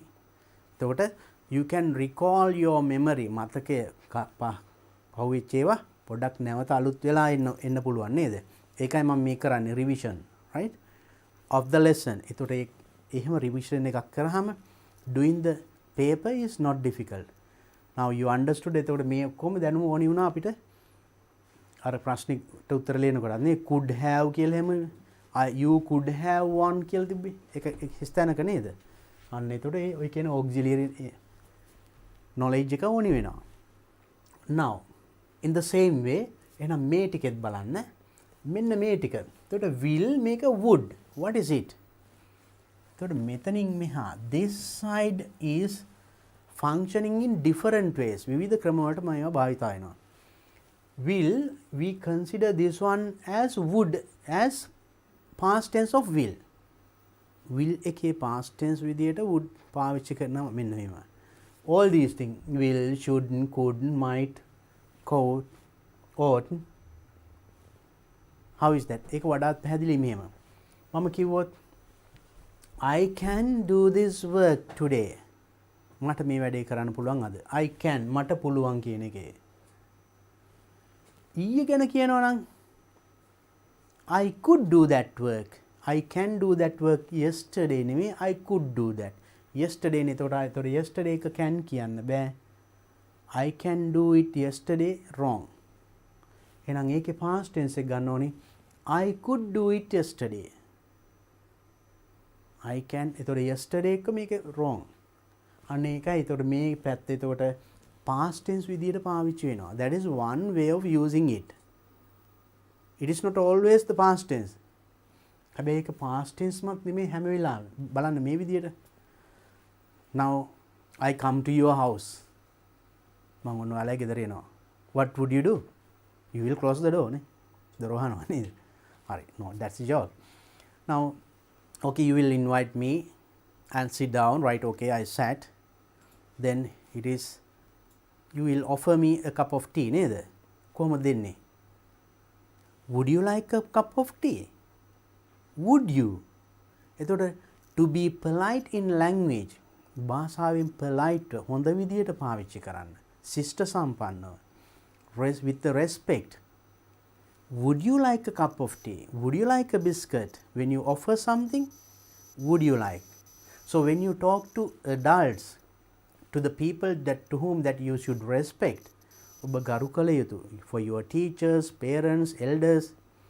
අපි අන්න එතකොට ඒගොල්ලන්ට කතා කරනකොට මෙන්න මේක use කරනවා to be polite in our language. You are using in present වර්තමාන කාලේ පාවිච්චි කරන්නේ. නමුත් you are using this one. එතකොට ඒක අතීත කාලේ වෙන්නේ මේ අපි polite language use කරන්නයි එහෙම කරන්නේ. Right? Would you like? Could you please? Could you please give me your pen? Could you? Would you? So that is another way of using these words. Then බලන්න. This is they are negative. මේ ඒකේ negative එක. Then would not එකතු කරාම wouldn't. Would not, two words join wouldn't. Should not, shouldn't. Likewise. So these are the negatives. And I think if I tell you the meaning of these things, you will get a certain idea. And බලන්න will කිව්වම no meaning. But if you join a word, lexical verb, මේ පැත්තෙන් අපි ඉගෙන ගත්ත අර action verb එකක් මේකට එකතු කරාම there is a meaning. Now for example, let's put one verb for that. මේ ඔක්කොටම අපි එක verb එකක් දාන්න බලන්න. Right. We will use the word go. Then we can get at the meaning, right? Will කිව්වම no meaning, but will go කිව්වොත් යයි. Likewise. Shall go යා යුතුයි. Can go යන්න පුළුවන්. May go ඒකේ but පොඩි තියෙන සමහර පැතිවල පාවිච්චි කරන වචන සමහර විට යයි කියන්නේ may go. ඕකම එක සමහර පැතිවල පාවිච්චි කරන බාගදයයි කියනවා.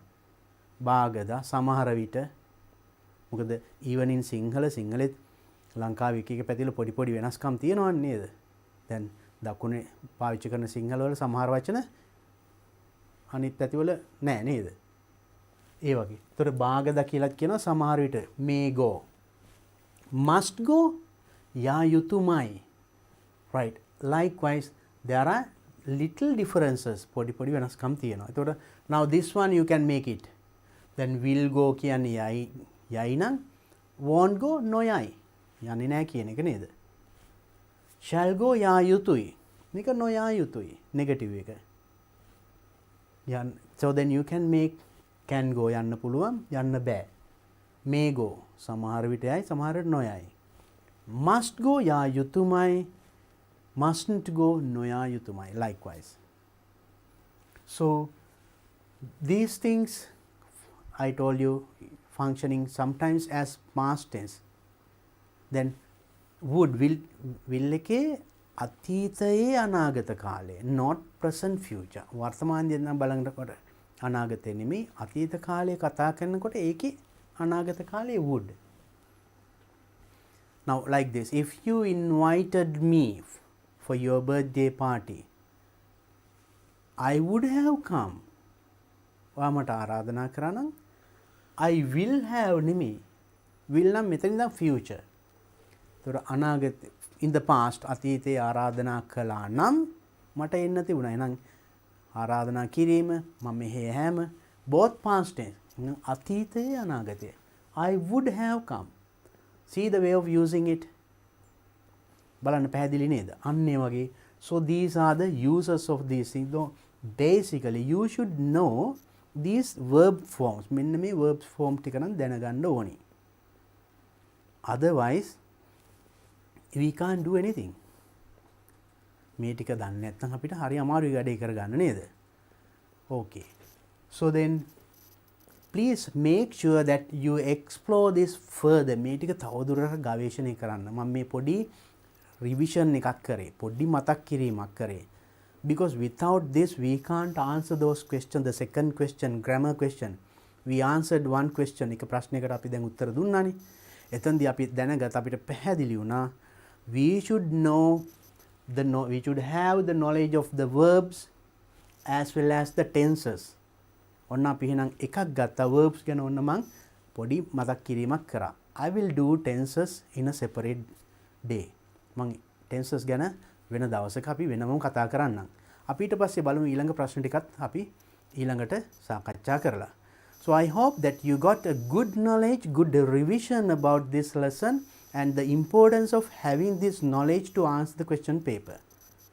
Question paper එක උත්තර ලියන්න මේ දැනුම කොච්චර ප්‍රයෝජනවත් වෙනවද කියන එක වැටහුණා. එහෙමනම් please study this one, follow this one, find more information about these verbs, right? And I'll discuss the rest of this, that means the other questions and other tenses and all in my future lessons. අනාගතයේ මම කරන videos වලදී ඒ ටික මම සාකච්ඡා කරනවා. එහෙනම් මේ ටික හොඳට ප්‍රැක්ටිස් වෙන්න. මේ පණිවිඩය ගෙන යන ඔබේ දරුවන්ටත් ඔබේ යාළුවන්ටත්. එහෙනම් අපි නැවතත් හම්බ වෙමු ඊළඟ ඉරිදා හරියටම 10:30ට. Have a nice day everybody. හැම දිනාටම නම් අයුබෝවන්.